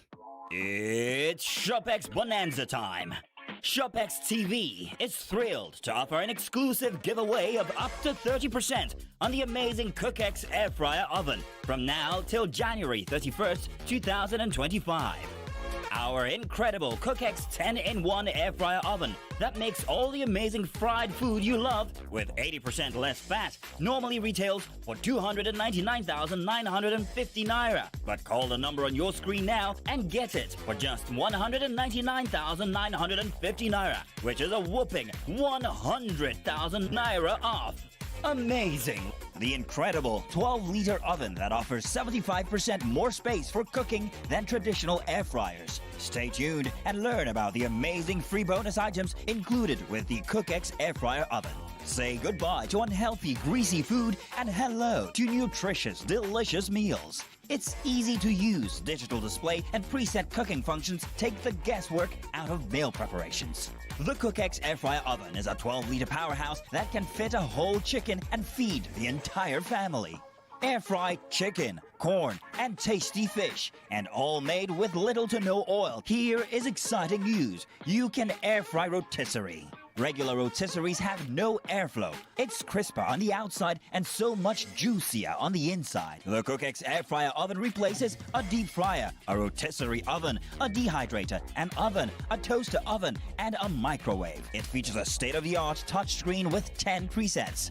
The CookX Air Fryer Oven is easy to wipe. I am happy. My husband is happy. And of course, I have a happy home. From my grilling on check, to my frying on check, to my baking on check. You could be paying 299,950 naira for the CookX Air Fryer Oven, but call the number on your screen now or scan the QR code and get it on the ShopX Mega Bonanza deal for 199,950 naira.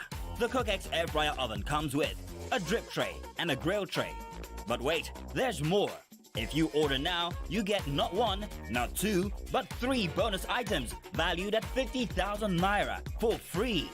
Bonus number 1, an extra large rotating stainless mesh basket, amazing for French fries. Bonus number 2, our stainless rotisserie fork. It's perfect for restaurant-style rotisserie chicken. Bonus number 3, stainless steel food handle. Get the CookX Air Fryer Oven in 2 easy payments of 99,975 naira. Pay twice to get this innovative kitchen appliance. This offer is for a limited time only. We will also deliver the CookX Air Fryer Oven to your door for free. The preceding was a paid presentation brought to you by ShopX TV.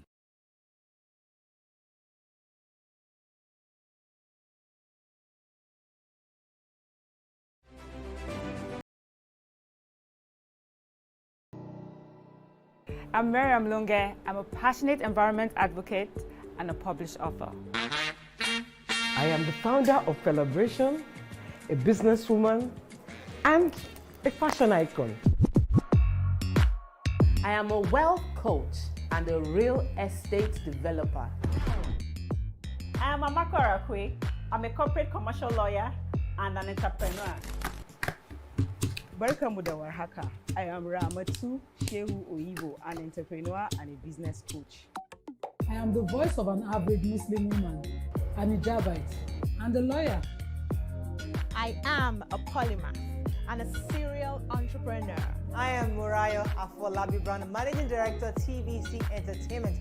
I'm a media consultant, producer, and broadcaster. The ladies of your view are made of women from different professions, tribes, cultures, and religion. Join us every Monday to Friday as we share our views on topical and social issues.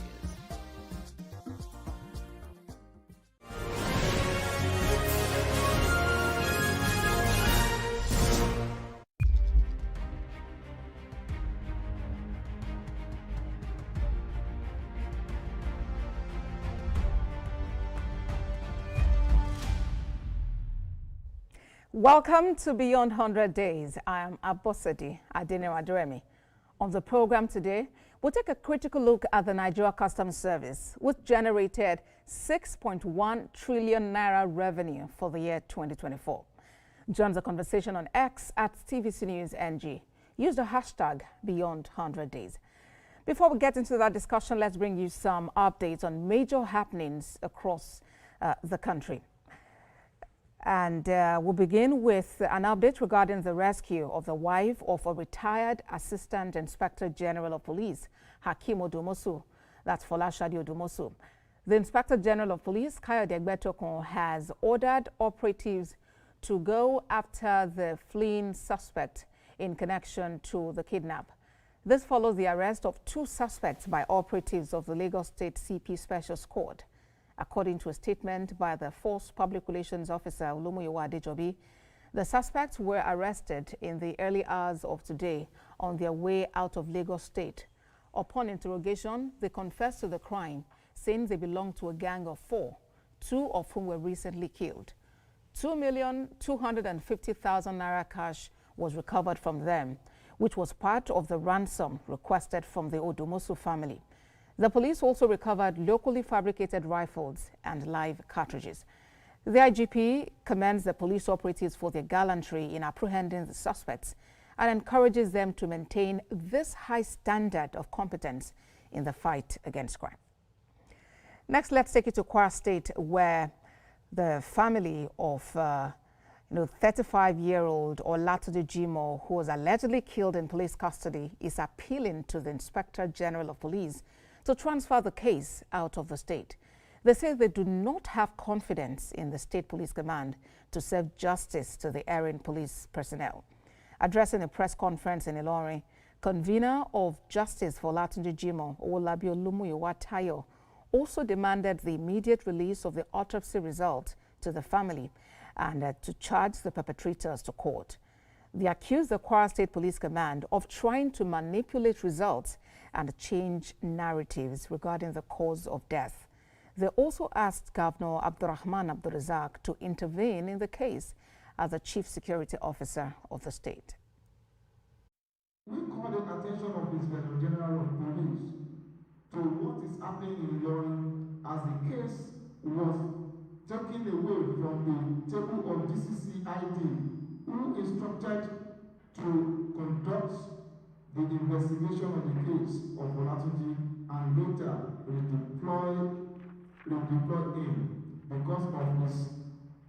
because of this case, knowing fully well that the man is upright and is a man of integrity. And Oluwole Banteko. These are the officers that are directly involved in the killing of this our gentle boy. Till today, only 2 of them, not they are paraded, these 2, they told us that these 2 are in custody. Now to our discussion.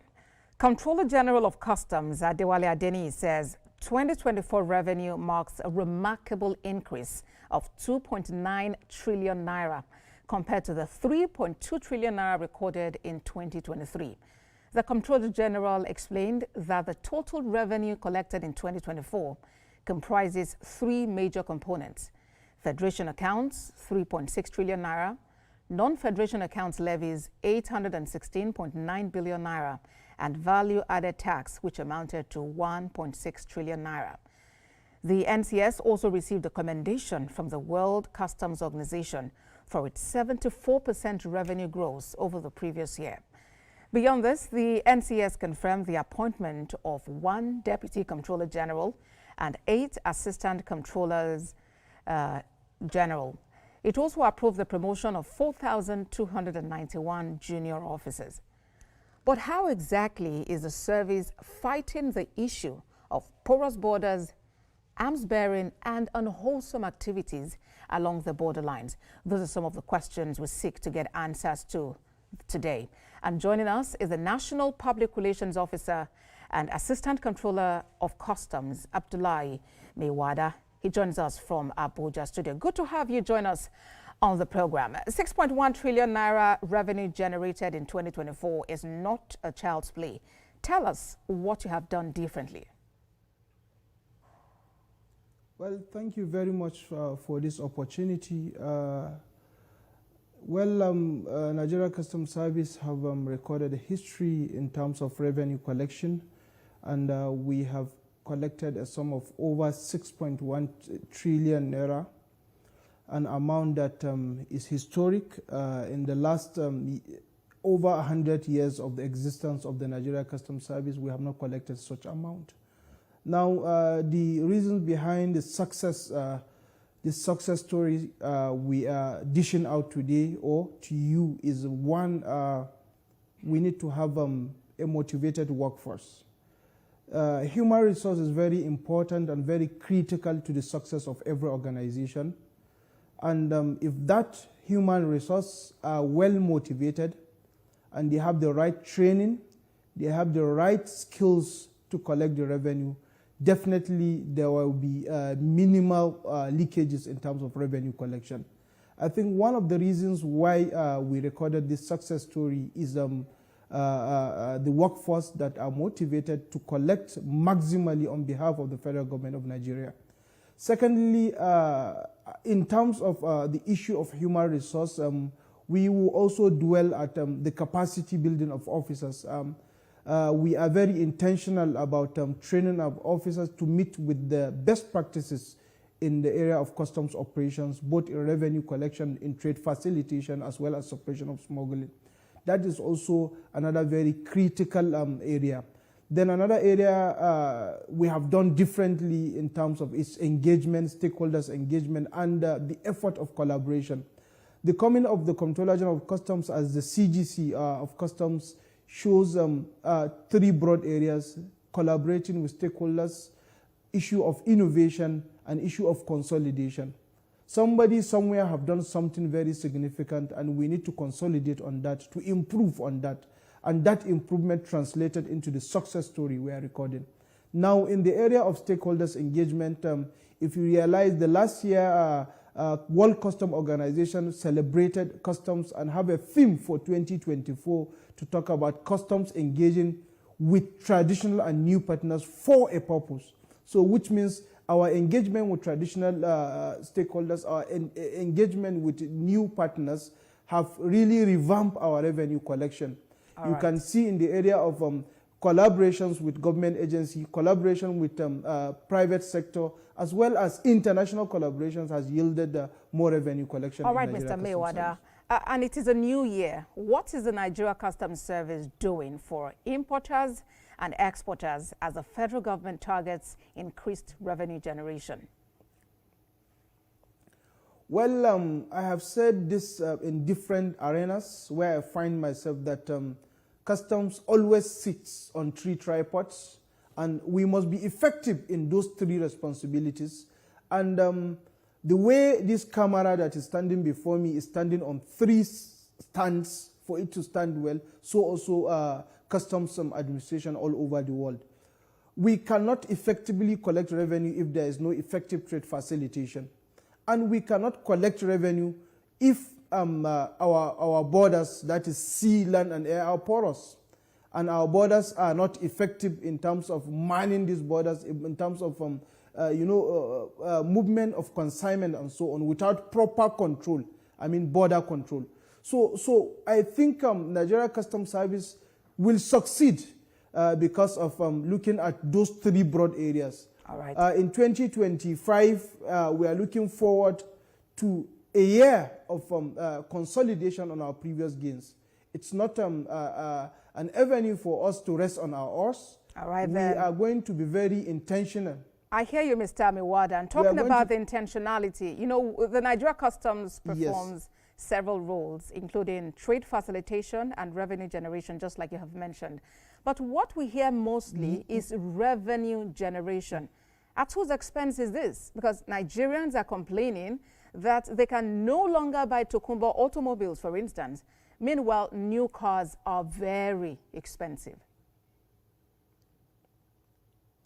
Well, I want to talk broadly, then I will be specific to the issue of Tokumbo vehicles.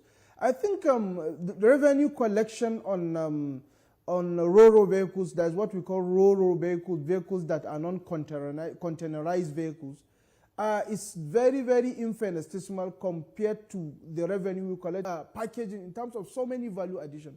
So our bulk of revenue is coming from bulk importation, not from RoRo vehicle, Tokumbo vehicles.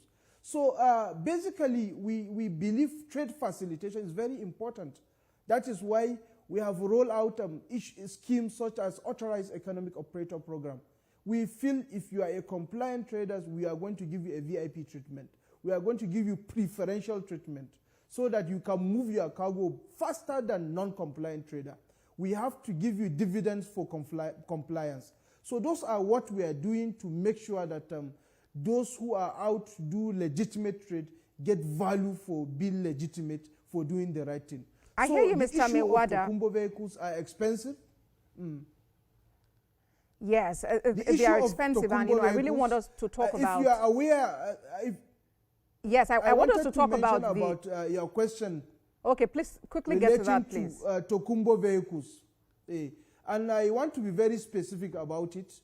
The system, the government in its wisdom, have what it's called fiscal policies measures. And those fiscal policies measures determine the rate of duty collection on different categories of items. That's why we have different band in our tariff book. We have items that come in 0% duty. We have items that come in 10% duty. We have items that come in 35% duty with levy.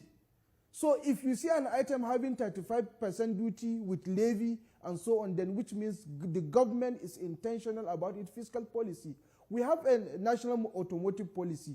We also want to assemble vehicles in Nigeria. We also want to use brand new vehicles in Nigeria. So the essence of imposing tax on some of these items is to make the economy better, more sustainable, and something that it will be more viable for all Nigerians. So we are not imposing tax, or we are not collecting tax on vehicles because we want Nigerians to suffer or vehicles not to be affordable to them. But I hear you, Mr. Miwada. Self-sufficient. We also want to assemble vehicles in Nigeria. I hear you loud and clear, but you know, we'll have to talk about the cost of clearance. It is pegged at about 70%. Why is it that high? We'll get you to respond to that question when we return from this break. Please stay with us.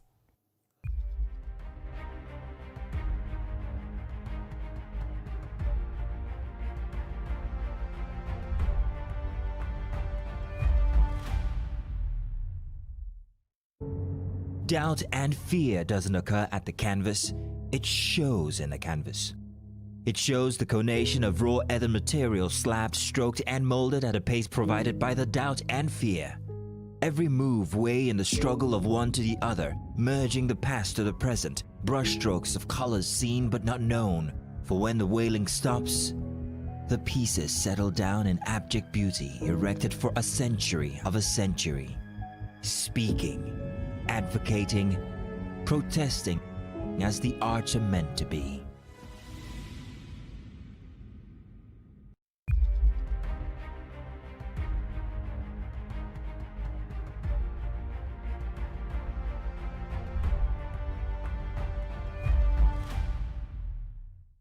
Assistant Comptroller of Customs Abdullahi Miwada is my guest. He's a Public Relations Officer of the Nigeria Customs Service.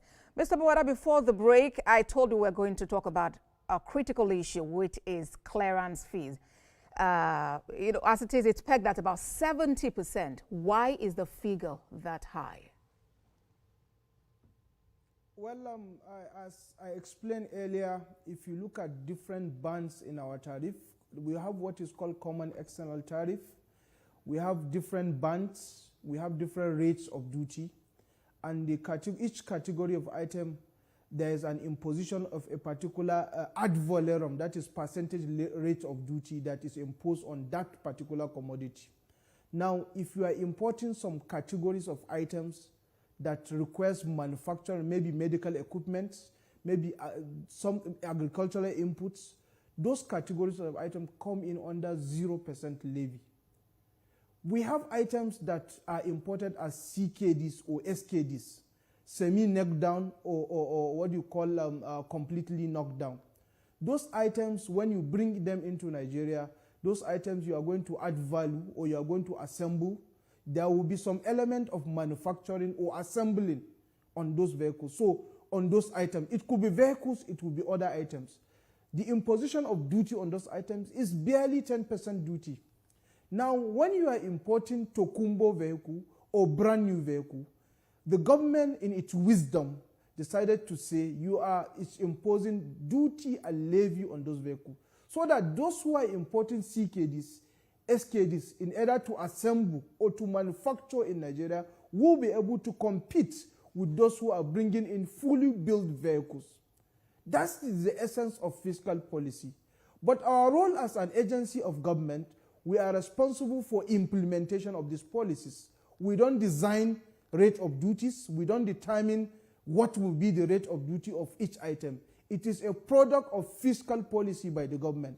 All right, Mr. Mewada, I hear you clearly, but you know what? It is our responsibility to also explain to members of the public why we have to implement this policy and why. I hear you, but I need to come in very quickly, Mr. Mewada. Yes, I need to come in very quickly. You've spoken about, you know, these rates, but you know that how many manufacturing plants do we really have in Nigeria that can serve the entire you know, citizenry? And if you look at it, the difference is actually very humongous, and this would have just been some form of respite for those people who need to be mobile. Well, our responsibility is to implement, and we are implementing. And I could remember vividly during the last 2024 CGC's conference, one of those who we invited to be part of the panelists, high-level panelist session, is a very good manufacturer of vehicles, somebody who assembles vehicles here in Nigeria. So we have so many of them coming in, they are doing that, and the government need to support them to grow. But what is the volume? Mr. Mewada, what is the volume of vehicles they release to the market? And I mean, what is the volume and how affordable are these items? Because I want to believe Nigerians are not exactly against buying new cars, but how affordable are these vehicles? It's a gradual process. We are surely going to reach the promised land. We have to start somewhere. All right then, because affordability and the ability to actually get spare parts, you know, when something is wrong is another. And, you know, Mr. Mewada, on the Lagos-Benin-Onitsha highway also, for instance, you see at least 5 checkpoints, customs checkpoints. Is this not duplicity of duties for these personnel? Well, let me start by saying last year towards the end of, in December 2024, we issued a statement reinforcing our new anti-smuggling strategy, which has been initiated, approved by the management of the Nigeria Customs Service under the CGC Bashir Adewale Adeni, MFR. Number one, we believe one thing the customs need to be more effective is by, you know, deploying intelligence-driven operations. And we have tried with one of our best operations, and we are succeeding in that operations. Now, the coming of the CGC first see the end of the traditional CGC's task force, and all the powers of those task force was moved to the Federal Operations Unit, Zone A, B, C, and D, to perform that second layer of checks. Now, we have different layer of checks. Then the second one, we have the Joint Border Patrol Operation, which is under the Office of the National Security Advisor. That program was also called to an end because we want to give those enforcement units the powers to perform their functions without creating encumbrances to trade facilitation. So we have started that, and we have related our enforcement strategies that will be intelligence driven. We are working on how we can effectively integrate technology into our operations. We started with an operation called Operation Whirlwind. Operation Whirlwind is an operation that has to do with curtailing the smuggling of petroleum products outside Nigeria. And that operation, you can never see a vehicle on the road stopping you with the name Operation Whirlwind. The operation is purely intelligence driven. We use sophisticated softwares.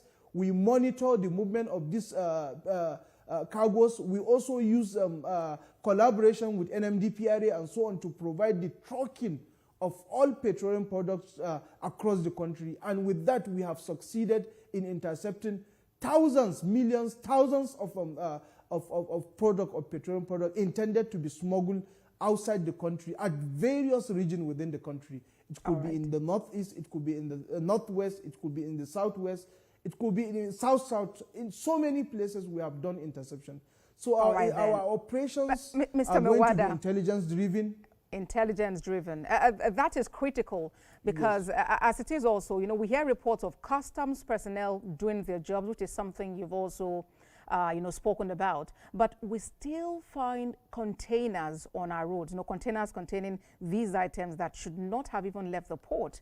If the officers are really doing their jobs, are we supposed to still find these items on the highways, which will now lead to having more personnel on the roads trying to, hold them? Well, that is why I said we have layers of defense. If you are a smuggler or you have a very bad intention to smuggle something very heinous into the country, and you succeeded in, passing through the first layer of defense, we have another layer that can also use that layer to be able to get across to you. If you recall, in 2017, we had seizures of arms and ammunition. Those arms and ammunition were seized outside the ports. That is the essence of having second layer of defense. So we, after the commands as the first layer have done their own nitty-gritty, we also have reasons to recheck and see if there are other infractions or there are items that can be inimical to my own safety, to your own safety, to all Nigerians. So we have that prerogative to do that. We also have the power to do what we call post-clearance audits. We can allow your vehicle or your items to go in. Later, we can audit and look if there are infractions or there are any discrepancies. Okay, Mr. Mewada. We will be able to account for that. I hear you. That is why. Mr. Mewada, we need to pause on that and let's just quickly take the next question because time is no longer on our side. The International Customs Day is on January 26th. That's just 2 days away on Sunday. What is its significance? Yes. Well, every 26th of January, customs all over the world celebrate International Customs Day. That marks the first engagement under the Customs Cooperative Council. So that marks the celebration of customs every year. And each year comes with a theme that will be the driving force for customs operation throughout the world.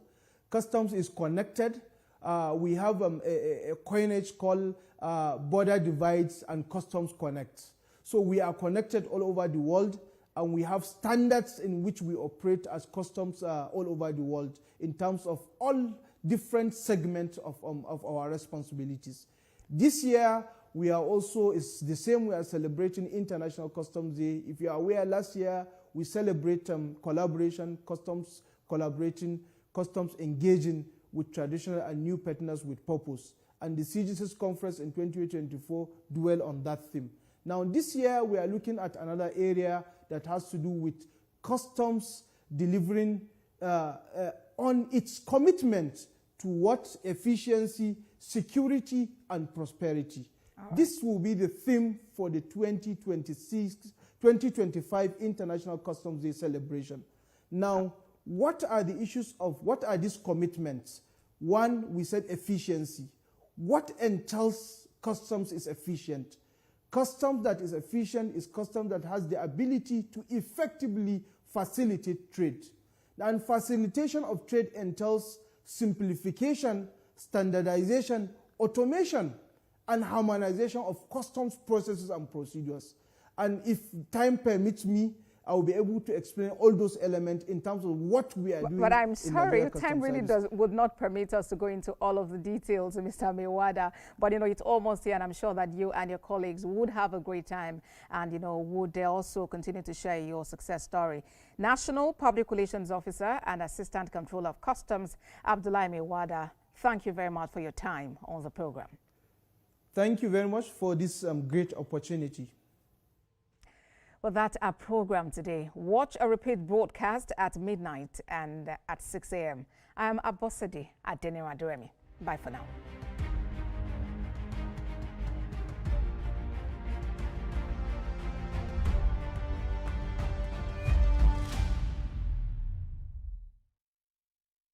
The following is a paid presentation by ShopX TV. At ShopX TV, our customers are the heart of everything we do. As a special thank you for your continued support, we are offering our customers 10% off on selected products from now till November 15th. That's right, shop now and save big on some of your favorite items while stock lasts. Don't miss out on this opportunity to grab amazing products at unbelievable prices. First is our amazing 4-in-1 CookX blender. It's a food processor, a grinder, a blender, and a juicer all in one. The CookX 4-in-1 blender comes with 3 versatile cup sizes, each crafted to handle special tasks perfectly. Imagine effortlessly whipping up smoothies that are truly smooth, pounded yam and soups that are flawlessly pounded and blended. You would normally pay 189,950 naira for the CookX 4-in-1 blender, but call the number on your screen right now or scan the QR code and get it for just 170,995 naira. Incredible! And that's not all. You can get the CookX 4-in-1 blender in 2 easy payments of 85,498 naira. That's right, pay twice to get this amazing cooking solution. And we are not done yet. ShopX TV is proud to introduce the ShopX Ultimate Crunch Exercise Machine. The 6-in-1 machine is designed to take your fitness to the next level. No need to worry about expensive gym fees. You can now work out from the comfort of your home and achieve results. With Ultimate Crunch cutting-edge technology, you can transform your body. Its enhanced features deliver a full body workout that's efficient, effective, and enjoyable. The secret is its advanced design that combines multiple exercise models into one unit. The versatile machine features adjustable resistance levels, an ergonomic design, and a built-in digital tracking system that displays speed, time, distance, and calories burned. From sculpting your abs to toning your legs, upper body, and strengthening your core, you would normally pay up to 449,950 naira for the ShopX Ultimate Crunch. But for a limited time only, call the number on your screen now or scan the QR code and get the ShopX Ultimate Crunch at 404,955 naira. Incredible! And that's not all. You can get the ShopX Ultimate Total Crunch in 2 easy payments of 202,478 naira. That's right, pay twice to get this amazing fitness solution. But hurry, limited stocks available. So call the number on your screen now or scan the QR code or visit our website to place your order while stock lasts. The proceeding was a paid presentation brought to you by ShopX TV.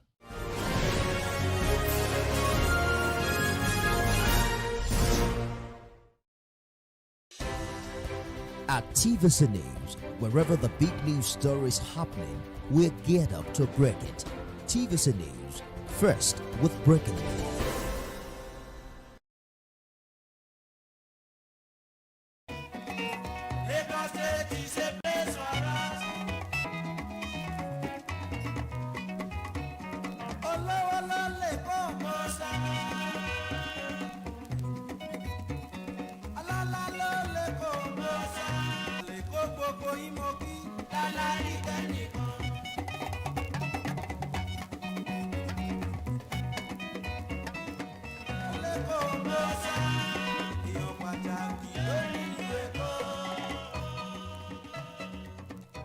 Good evening out there. You're watching a brand new edition of our testimony program, a platform where we'll tell you everything you need to know about public-driven services being delivered across 57 municipalities in Lagos State. I'm Ibrahim Ogunyemi, as a preview of the package we've got for you today.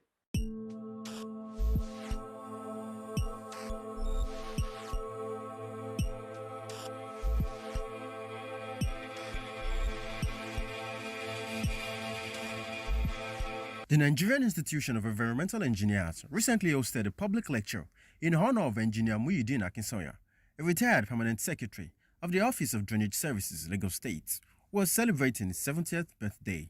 Eminent members of the Nigerian Society of Engineers and the Nigerian Institution of Environmental Engineers, as well as close associates and family members, gathered to celebrate a remarkable individual.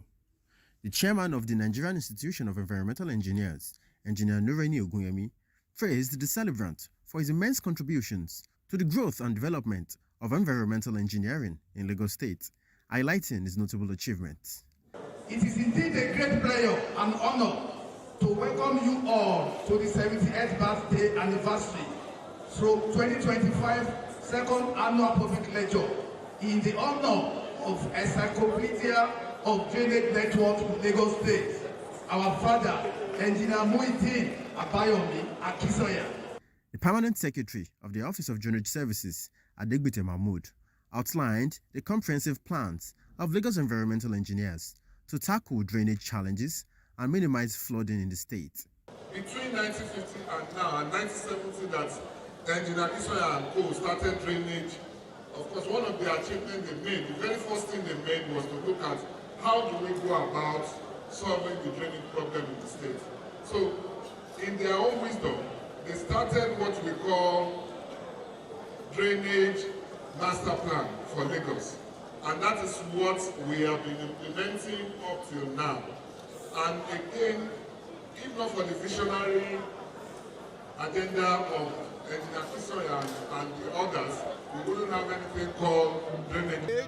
We have been together, do all the type of rascality within Lagos, and also come to maturity. And we thank God we are able today to mark his 70th birthday. Amy is a fantastic human being, first of all, and an accomplished engineer that performed excellently in Lagos State during his career and rose to the rank of permanent secretary. He's our daddy, he's a mentor, he's a leader, an instructor, by excellence. And it's as a pump said, by excellence in Lagos State Public Service. He has mentored several engineers and he has impacted Lagos for good. We are honoring him today because of his contribution to the progress and development of environmental engineering in Lagos State and the nation at large. This great man that we are celebrating today, when you are talking about an engineer in the civil service of Lagos State, is a man that you cannot push away. He has lifted up so many people, especially engineers in the Lagos State. The public lecture and celebration served as a fitting tribute